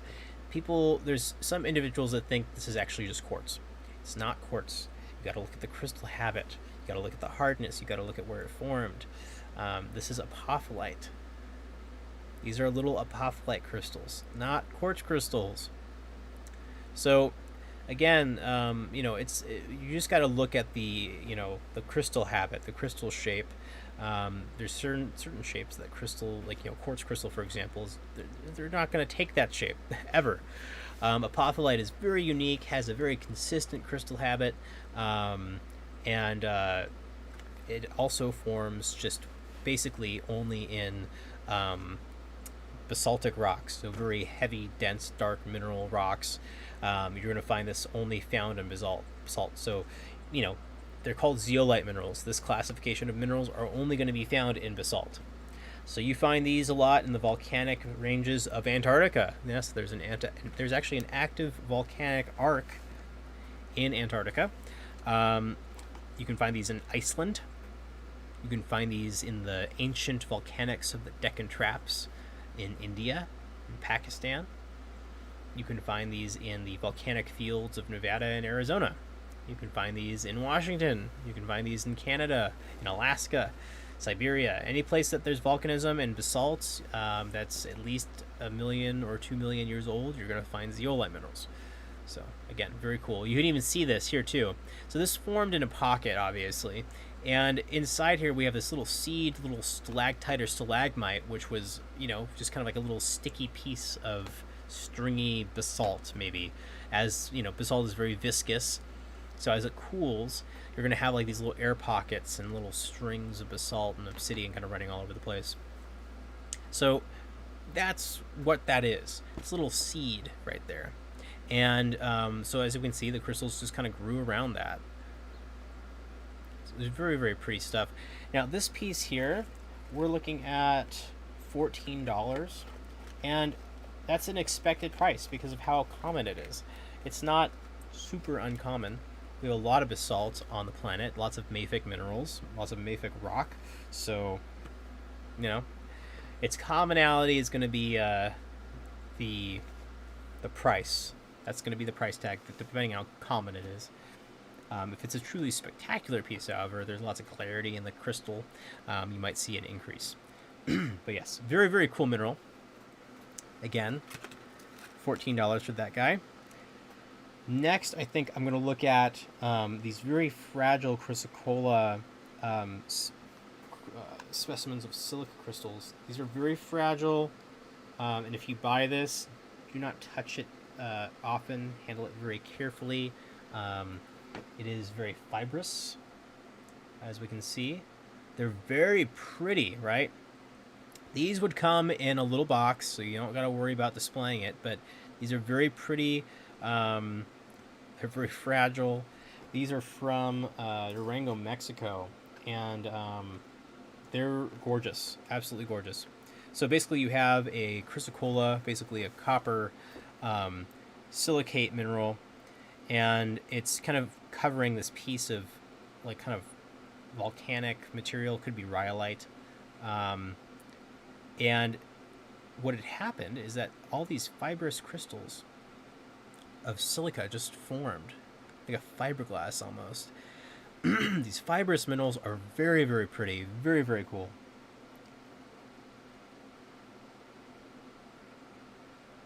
Now, when you're handling things like this, you gotta just, again, handle it very carefully. And yeah, I wouldn't recommend breathing in like rock dust, obviously. So especially since these are little fibers, just don't do that. So definitely handle these guys with care. They're very fragile pieces. So this guy right here is $45. Not a bad price for something like this as well. And again, Durango, Mexico, another mineral-rich kingdom. We got a ton of stuff there. That's another hub of mineral air, like just mineral mines. We have a lot of minerals from Durango. So if we're going to talk about places where you can find minerals, San Diego, anywhere in the west, really, of the United States, central Mexico, northern, and actually, I would even say all over Africa, but like the northern tip of Africa, about Central Africa and Southern Africa, just places like that, are just filled with minerals.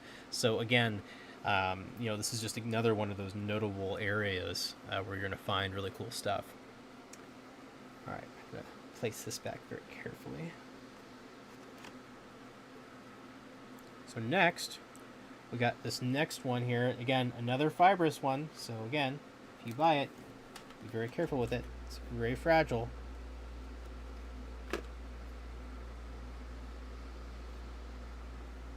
Take a look at this. I don't know if we can get a close-up here of those pockets, but take a look at that bright chrysocolla, and we're actually going into a portion of the copper carbonate range, so maybe some malachite and turquoise. Just take a look at that. Absolutely gorgeous. And the fibers cover pretty much everything, so it's like really pretty. It's like a little snowball effect.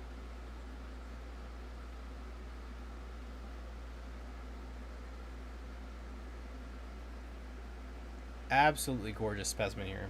So this piece here is a bit more expensive, obviously, because it's a lot bigger. It's $58.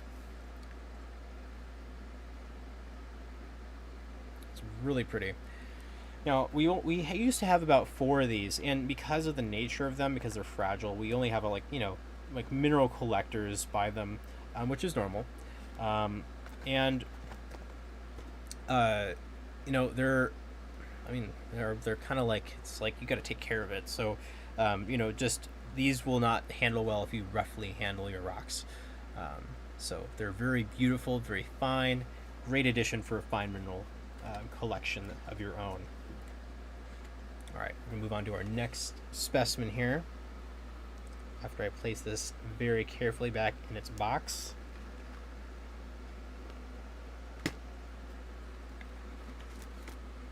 All right, so next we're gonna look at some vanadinite.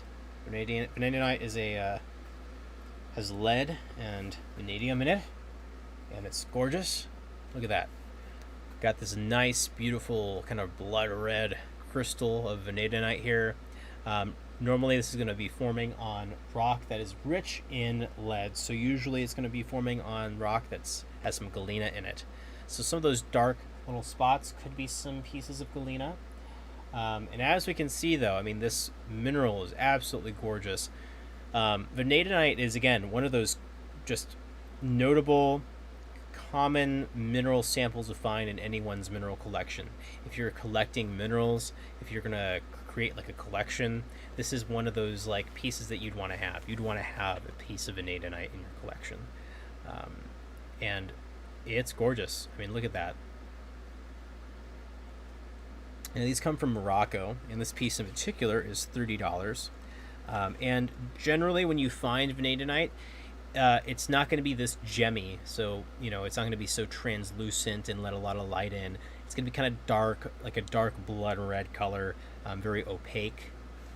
So when you see this kind of vanadinite, it's going to be a lot more expensive. It's a lot more fine, obviously. So again. Definitely a more rare variety of vanadinite. Again, this piece here is $30. Again, from Morocco. Very pretty stuff.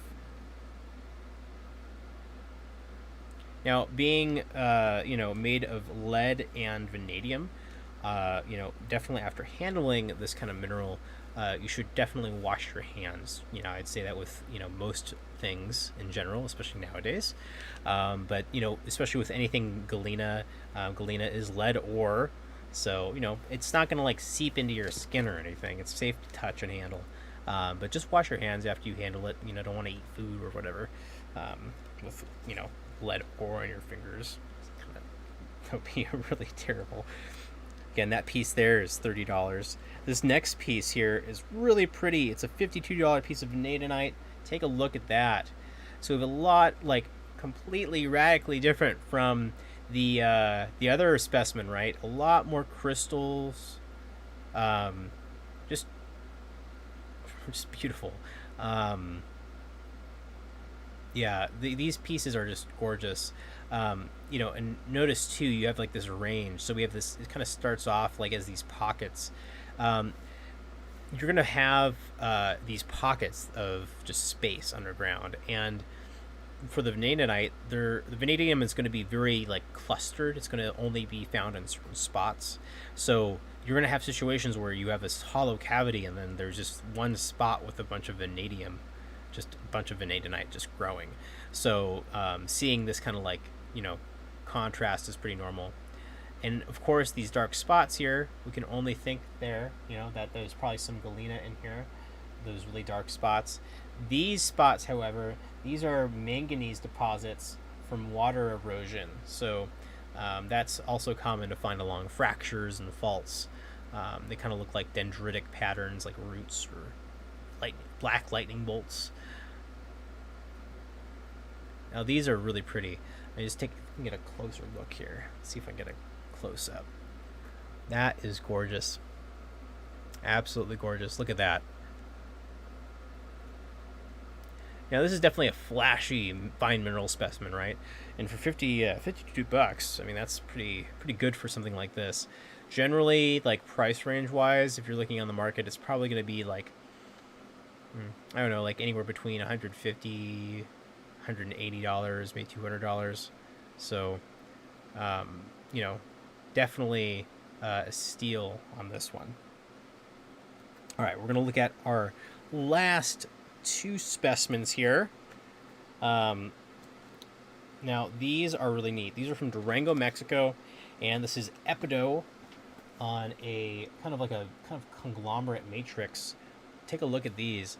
Now, our Epido obviously is our kind of like ultra mafic crystal here, this bright green crystal. You're probably going to find this in areas where there's some volcanism. So this looks kind of like a volcanic-y kind of rock.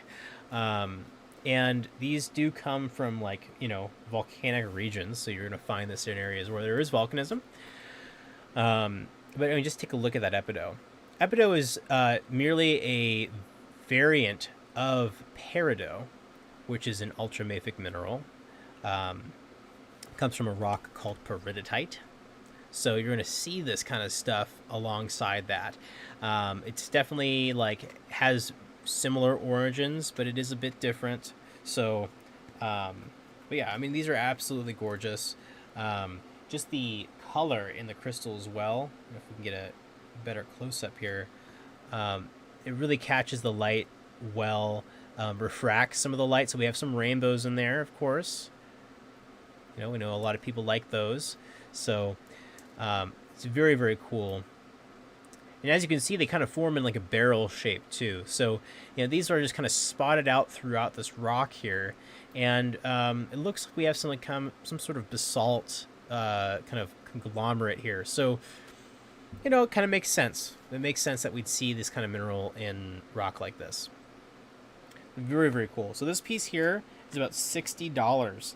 You know, yeah, it's a bit expensive, but that's just because, you know, you have to mine them on top of a mountain, first of all. And, yeah, they're very rare. So, very, very cool stuff. Now, it's, again, like let's say if you're a gemologist, right? And you wanted to, like, get some of these gems out and harvest them and cut them.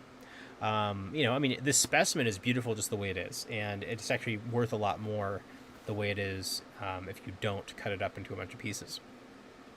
But let's say you found like a big piece of peridot or epido or whatever. Things that are forming in basalt like this, you can actually just take a little chisel and just gently pick out these large crystal grains. And that's how you get big pieces of peridot. That's how you get big pieces of epido. You just kind of have to slowly, painstakingly kind of chip them out. Because they're a different density than the rocks surrounding them, they're going to just, you know, pop out. So they're going to be easy, kind of like they'll just kind of wiggle loose pretty much. You know, again, I wouldn't recommend it because it's a beautiful specimen, but we have a couple pieces of peridotite where, you know, I've harvested my own peridot from, and I've gotten a couple large pieces from that before. So again, it's a painstaking process. Again, this specimen here, $60. And next, and finally, I hate to say this, I think we're going to have to get maybe one more flat. That might have to be a thing. This is really pretty. I'd say this is probably one of our best pieces of epido on volcanic matrix. Take a look at this. Now that is a AAA quality piece of epido right there. Take a look at that. Now notice the clarity, notice the color, notice how much light is let through. That is something that you'd probably want to take out and cut into a gem, you know, faceted gemstone. That is very rare to see. And this is something that a gemologist or a gem cutter would look for. We've had a couple because we live in, we live and we're based in San Diego. We have like quite a few people that are in the gem community since San Diego's history. Um, Actually, the School of Gemology is actually here, the GIA Institute. So, people go there to learn how to cut gems. They, know everything about them. So, um, you know, those are the kind of people that come to us, and they actually buy things like raw cistrine, raw rough citrine, that kind of thing. So, it's very, very cool stuff. Let's take a close up here. Take a look at that. Absolutely gorgeous. And just the coloration in there too. Oh, now if we turn it around, we also have like some other aspects of the stone. So we have like a couple other pieces of epidote that are a bit roughed up here, but the epidote is really just kind of spotted throughout. You can see it everywhere. We even got another really nice kind of crystal here too of it. Very, very nice.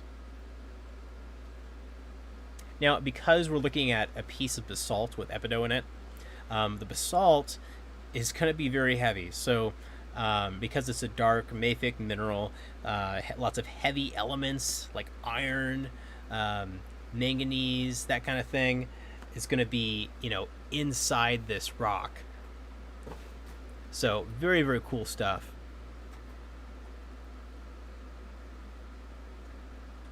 Now, this specimen here, $55. Can you believe that? 55. Now, because you have that one beautiful piece of epidote in there, that's most of the price, right? But the other piece is a bit more expensive because it has just more epidote crystals in it. That's just the difference. So, again, a simple difference like that can just change everything. Absolutely gorgeous. All right, we're going to move on to our next specimen here. This next flat we just got in. So this next flat, I believe it's another fine mineral specimen flat. So perfect. Yeah, we got more fine minerals. What? So we're going to get away from the big heavy guys. I think there's a lot more smaller pieces in here. So I'll look at a couple of these.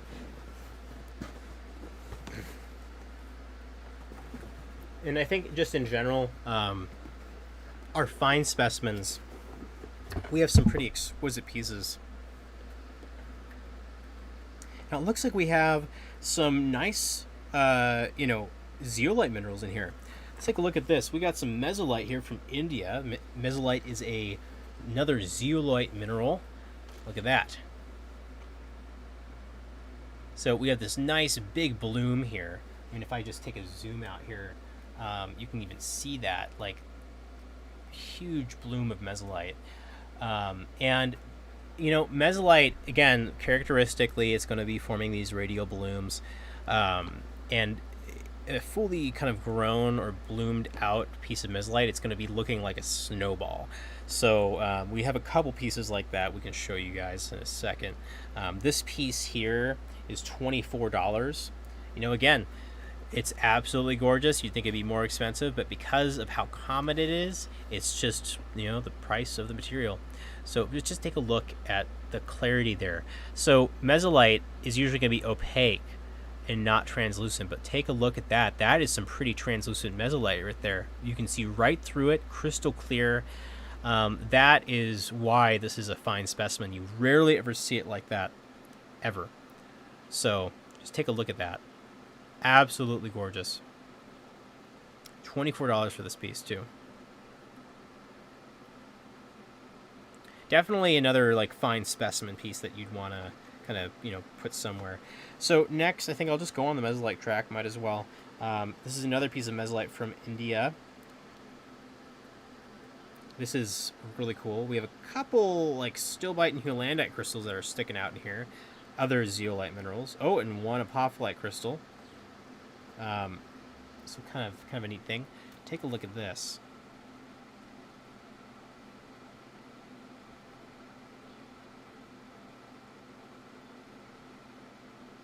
absolutely gorgeous. This is the blooming I'm talking about. I mean, you can see that. I mean, it's just like a fan. It just fans out. That greenish kind of deposit there, that is chlorite. So chlorine will actually kind of do that. It has a very kind of green kind of oxidation. So, and you can find that a lot in like, basaltic areas. But just take a look at that. It's bloom after bloom after bloom, just sticking out and growing out everywhere. Absolutely beautiful. And the size too. I mean, that's just a beautiful, large piece. We even have a couple pieces that, like a couple of these points here, these mesolite points that are just crystal clear. You can even see that. So that's beautiful. This specimen is gorgeous. This is a $45 piece of mesolite, as you can see from how spectacular it is.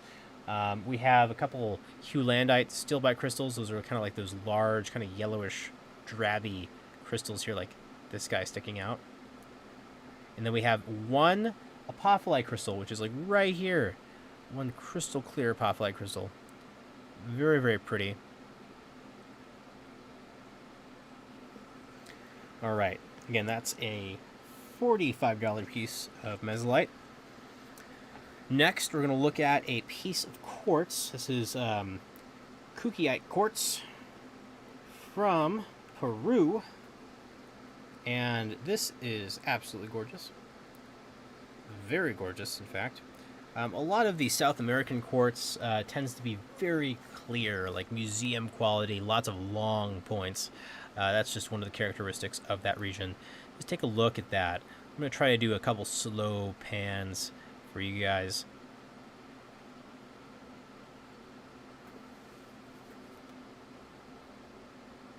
Absolutely gorgeous.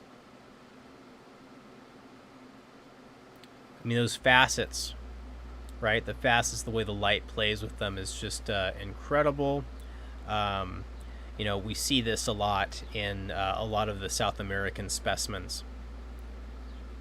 So, you're going to see a lot of these actually in places like the Smithsonian Museum, the Natural History Museum of London, which I had the opportunity to go visit when I was staying over there. Just beautiful pieces come out of the northern tip of South America. Really pretty stuff. We have a couple Colombian quartz specimens that are absolutely gorgeous. Again, very pretty. And look at the matrix that it forms on too. I mean, just the whole specimen itself is just it's a trip. So, very, very pretty stuff.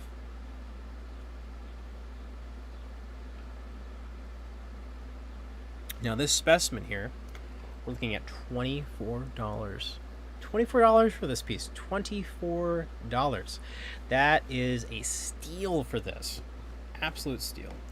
Now, again, all of our fine specimens come with a little display box and everything, and especially pieces that are really light in color like this, they're going to come with a nice black felt background. So I'm going to actually take that out of the box and show you guys real quick to show you that contrast, because having that contrast is so important for pieces like this. I mean, it really illuminates everything. The contrast is needed to see this, to see the true beauty of the stone. So again, very, very pretty stuff here. Absolutely beautiful. And for $24, oh God, that's just a great price. It's like I see that all the time, and I'm like, you know what? Like maybe I'll just buy that for myself. I do that all the time, too often.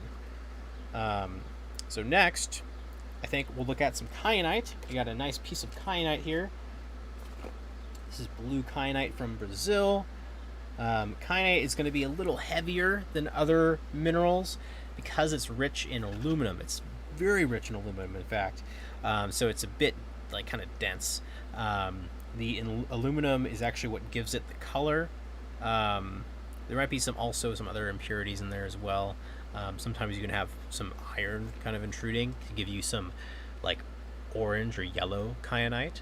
If there's chlorite, you might have green kyanite. So kyanite can, form in a couple different varieties for sure. So as we can see here, though, we have this blade of kyanite, really pretty deep blue color. For those that are familiar with our quality of kyanite, we have a handful of kyanite blades. I don't know if we have them any left, but they're beautiful. They're translucent and they're gorgeous. Oh, absolutely gorgeous. So kyanite is just a very pretty blue blade-like mineral. Very pretty. You're going to find this a lot in areas where you're having like some metamorphism, for sure. And even some tectonic, like, you know, maybe some igneous rocks, so like plutonic areas, places where there's pegmatites. So lots of heat and pressure involved with those guys. $18 for that specimen. 18. That is amazing. Great price. All right, we're going to look at some of this chrome chalcedony.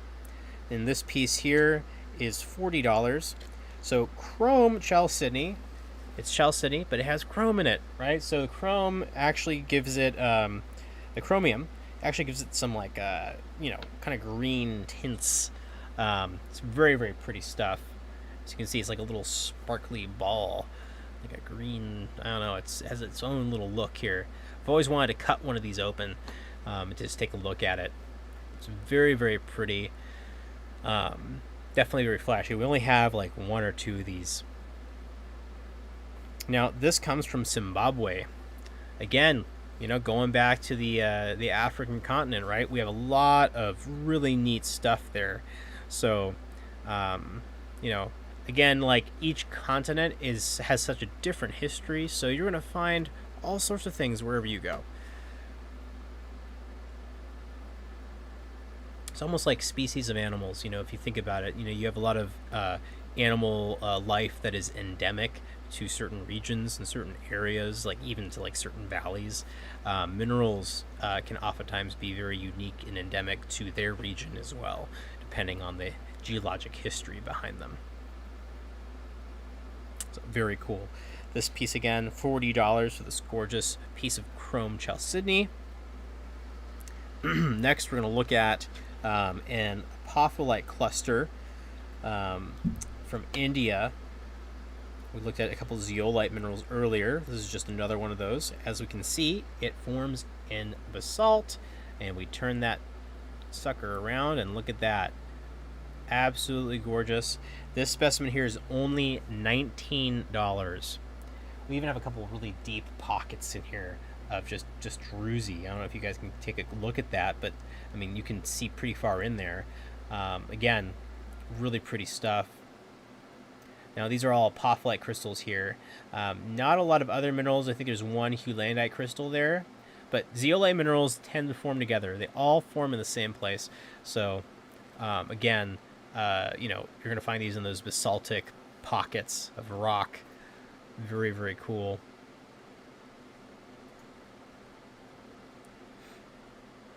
And, you know, speaking of just, you know, having these, you know, these zeolite minerals, they're all like,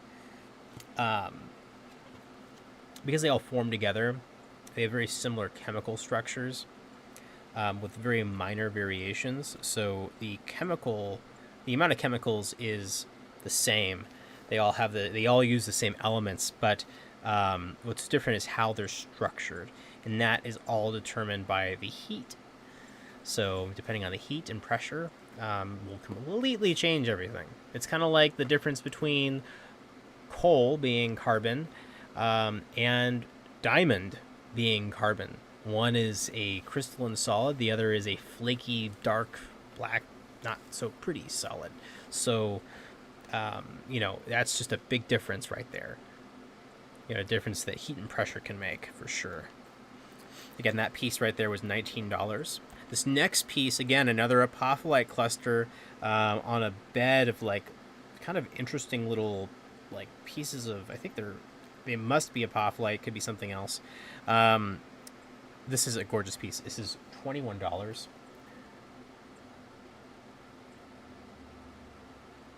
Take a look at that.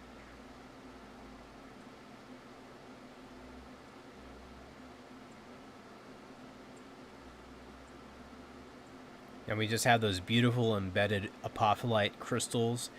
Those are those guys right there on a snowy bed of, it could be mesolite, could be a apophyllite cactus, could be something. Absolutely gorgeous. And as we can see, of course, formed in that classic basalt. Very beautiful color on the other side as well.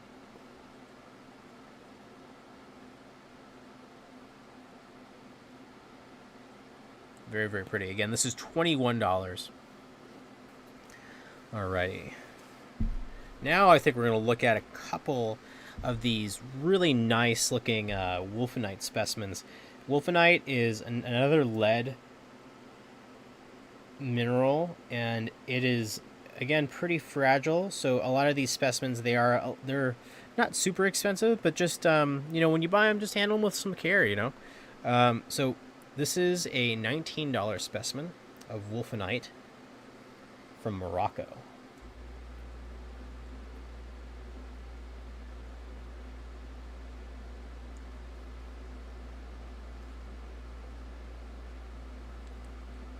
Absolutely gorgeous.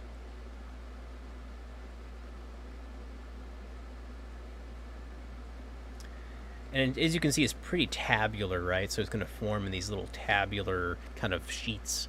And so, again, that's also makes it very fragile. So the crystal itself is fragile, but also just the rock that it forms on it can oftentimes be very fragile. And also being a lead mineral, you have to have lead nearby. So these generally form on top of galena. So it's common to see them together. Let's see if we can get a nice close-up here. That's just really pretty. All right. I'm going to show another piece here.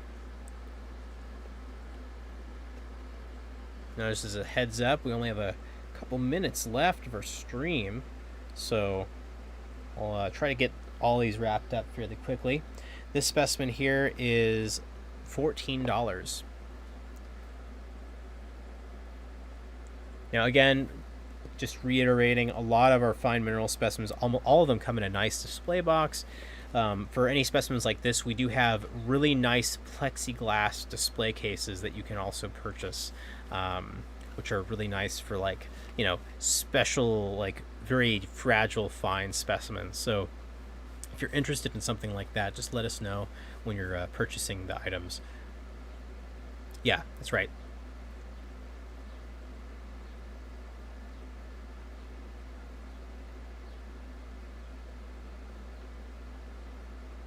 Yeah, it's beautiful, absolutely beautiful. Again, this specimen here is $14. Our next wolfenite specimen here is going to be $8, so a bit more, a little cheaper. And we can even see a little tiny sliver of galena here, that dark mineral. But look at that. I mean, those tabular crystals are just so beautiful, very classic. Now, wolfenite can also form in a couple different varieties as well. You can have, of course, this classic orange-yellow variety from Morocco. There's also deep blood red wolfenite from the Red Cloud mine here in the U.S. You can also find wolfenite in places like China and South America.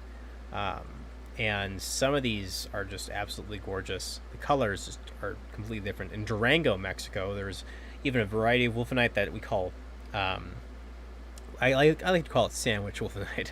It's basically a beautiful kind of, or golden wolfenite. It's a piece of golden translucent wolfenite right in the center, and it's pancaked in the middle, or sandwiched in the middle, by two bright golden yellow tabs of wolfenite. It's absolutely gorgeous stuff. We only have one flat of that stuff left anyways, so very, very pretty. All right, again, that's an $8 piece of wolfenite right there. Next, I think this is probably a little more expensive. This is a $20 piece. It's a little heavier. We got some heavy galena here with some stilbite on the bottom. So we even have some metallic galena here. And then we have our wolfenite here, just kind of like on the top, sitting there. Again, seeing how it just forms right next to lead ore. It's a lead mineral, so it's going to be forming right next to that pocket. See if we can get a close-up here. Yeah, absolutely gorgeous. Again, as a kind of like a final reminder for our stream, if you see something on the stream that you like and you're watching it now, just drop a comment in the comment section and we'll get to you. Or if you're watching this as a recorded video on demand later, all of our streams are uploaded to YouTube, so watch those. They're cool, very educational, very kind of fun to watch. And if you see something on there that you like, just message us and say, hey, is that thing from that time on the video, like 2 hours and 30 minutes still available? And we may say, yeah, it is. So let us know and we'll get you set up. So this is a piece of apophyllite, again, another zeolite mineral from India. And this specimen here is $12. So again, you can see the quality has increased, right? So the translucency of the crystals has increased. We have some of these beautiful gemmy crystals. And this is what you're looking for. This is what you want to see in apophyllite like this. So again, the quality is really what determines the price here, not the size. Having these really gemmy, like clear pieces of apophyllite, it's a bit more rare.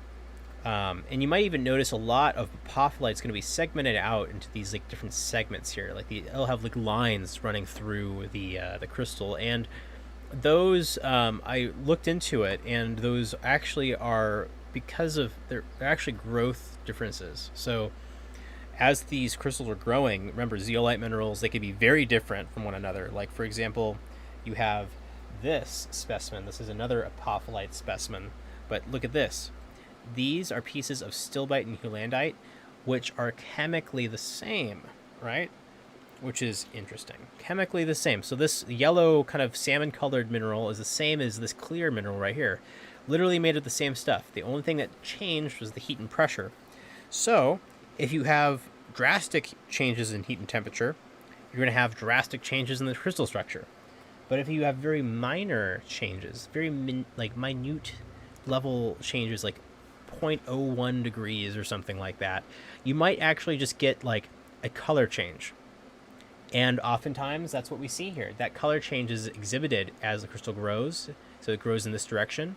And it's still apophyllite, but the it could be just it's using different things. It's crystallizing in a different way just because of the heat and pressure, because of that little tiny change in temperature. It could just change a different color, for example. So again, that's what those little segments are. They're just like almost like a crystal point has phantoms. This is kind of like an apophyllite phantom, I guess. So this piece here again is $12. This next specimen, which is really cool, this is an $11 piece of apophyllite with some heulandite and stilbite growing on the side. And this is a really nice, large crystal of apophyllite. You don't really see these big crystals just by themselves like this, so which makes this kind of special.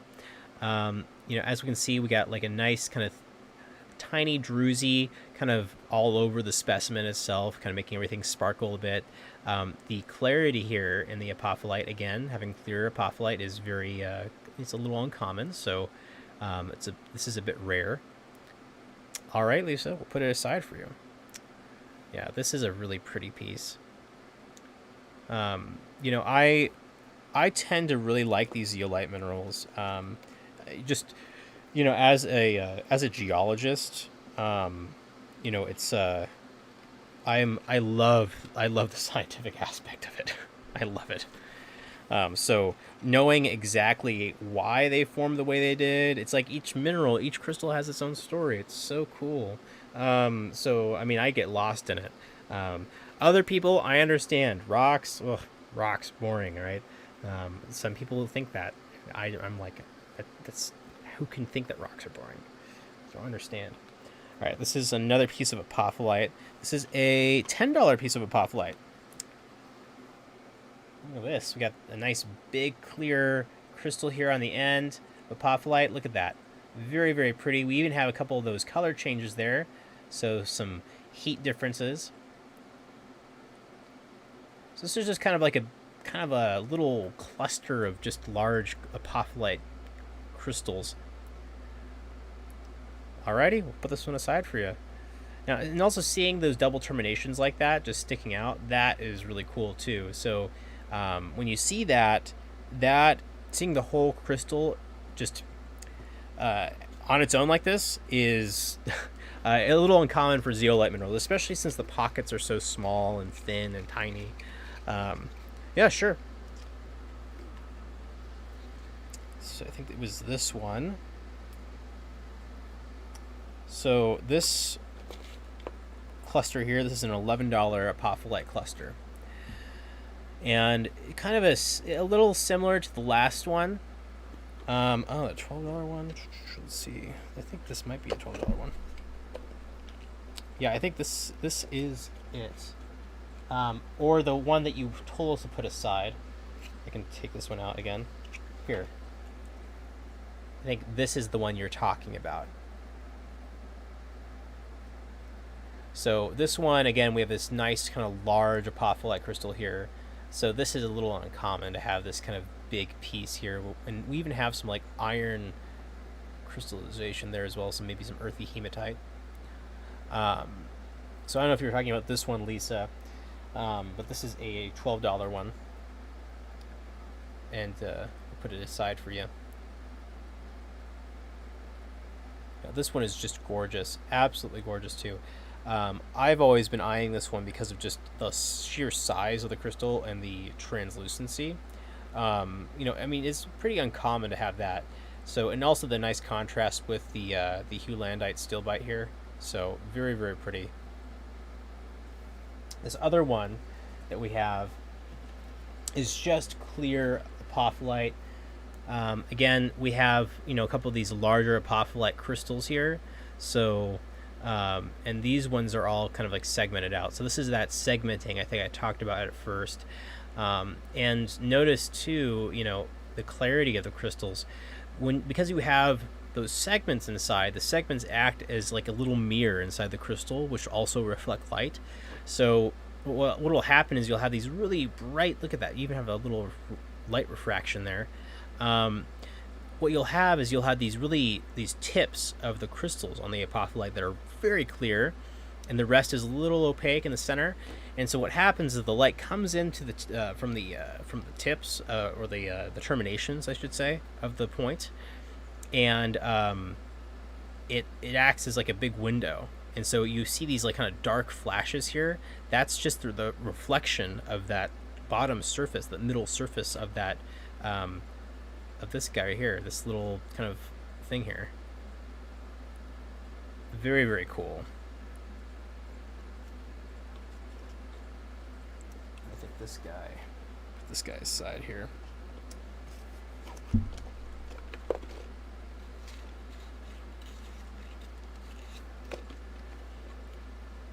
Yeah, this is absolutely gorgeous. I think our $10 one already sold. There might be a little bit delay in the stream for you. We've had a couple people where their internet connection prevents the I don't know, the stream kind of loads a little slower. So definitely, if you want some of this stuff, they're all about the same price. So this one here that I just showed was $11, and I'll show the rest as well. We have a couple more here. This one is $13, and this one is pretty gorgeous. We have this like nice, like kind of stalactite here that was inside the pocket and covered in like a thin like agate druzy of like apophyllite, and then you have these large apophyllite crystals just growing all over it. Let me just take a look at that. That's absolutely gorgeous. Now this one here is $13. So, I mean, they're all about the same price. And these ones, they're all, because of their commonality, they're really just priced out, if not by quality, then also by just weight, just by size in general. But these are all fine specimens for a reason, clearly. So, the quality of the crystals are just untrifled. See if we can get a nice kind of close up here, this one. There we go. Yeah, the clarity of this cluster is just to die for here. Really beautiful. Absolutely beautiful. Alrighty. Put it aside for you.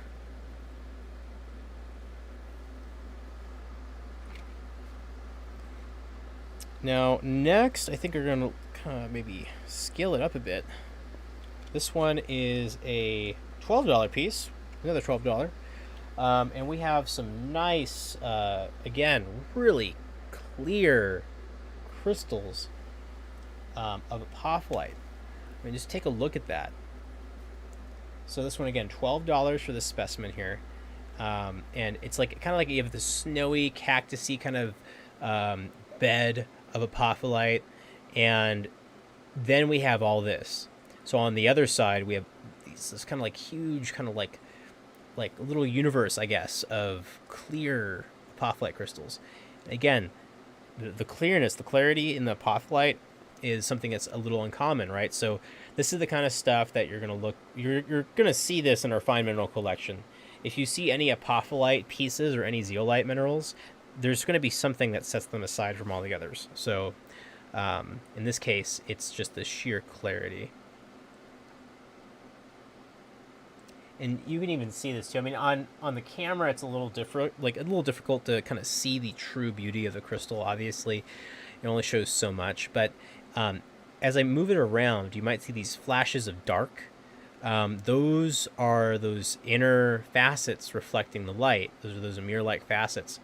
Those fractures. So when you see that just seeing it on the camera should tell you that it's very, very clear, if you can't already tell. Now, this next specimen here, this is a $14 piece of apophyllite. We got some large pieces here with some really nice, clear crystals. This is a $14 piece here. Take a look at that. With this large kind of oblong shape apophyllite crystal. It's almost all apophyllite actually too, which is really neat. But then take a look at all these tiny clear crystals here of apophyllite. Very, very clear, very beautiful. And then this large one that's super clear as well. That is just gorgeous. Absolutely gorgeous. Now, usually you see these zeolite minerals with a lot of other minerals as well, like the heulandite, like the stilbite, like the mesolite. But seeing just one is a little more uncommon. So, yeah, if you want this one, Lisa, it's $14. You're gonna clean us out of all of our apophyllite. It even looks like a heart. Look at that. Kind of a heart-shaped mineral from a couple different angles here.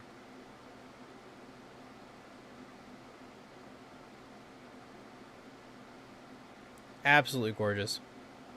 I'm gonna put this one away now. We've got a couple more here I'm gonna show. All right, so next, yes, another apophyllite cluster. This one is $19. It's a bit larger. And it's actually on a bed of mesolite, which is really cool. So kind of yields interesting contrast. And look at the color. We even have some like light greens in there. So just on the bottom too, which are also very clear. So when you have the coloration, generally you're not going to see that clarity. So seeing that with the color like that, that is incredible. Now look again. Look at that clarity in there. Seeing that is incredible. Very uncommon for apophyllite. It also looks like a heart too, so there's that. It almost looks like a kangaroo head or something. I don't know. Something about it looks like very kangaroo-like. Again, this piece here is $19. Very pretty. Now, and also too, just to kind of give you guys an idea, I'm going to get that piece of felt back here to show the beauty of this. Just take a look at that. Just that contrast there really helps you guys see the beauty of the stone. you know, the we definitely have some refraction going on, some light splitting, light play. We have some rainbows in here. So, you know, I mean, again, I mean, just look at that that clarity. You know, you're gonna see all those rainbows when you have a lot of light coming in.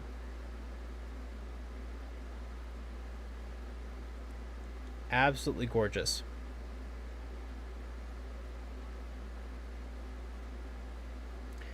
Alrighty, so again, that one is $19. Apophyllite from India. And I'm going to show one more, and then we're going to end for the day. All right, so we have a $24 piece of apophyllite here. And this one has some really high quality pieces of apophyllite on it. And it's almost entirely apophyllite as well. Just take a look at this.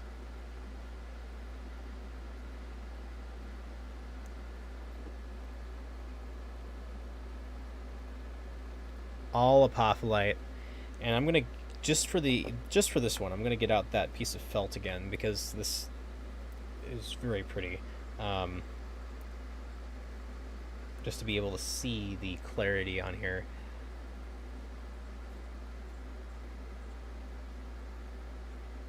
And you can even see from a distance, it's absolutely gorgeous. If we take a closer look here,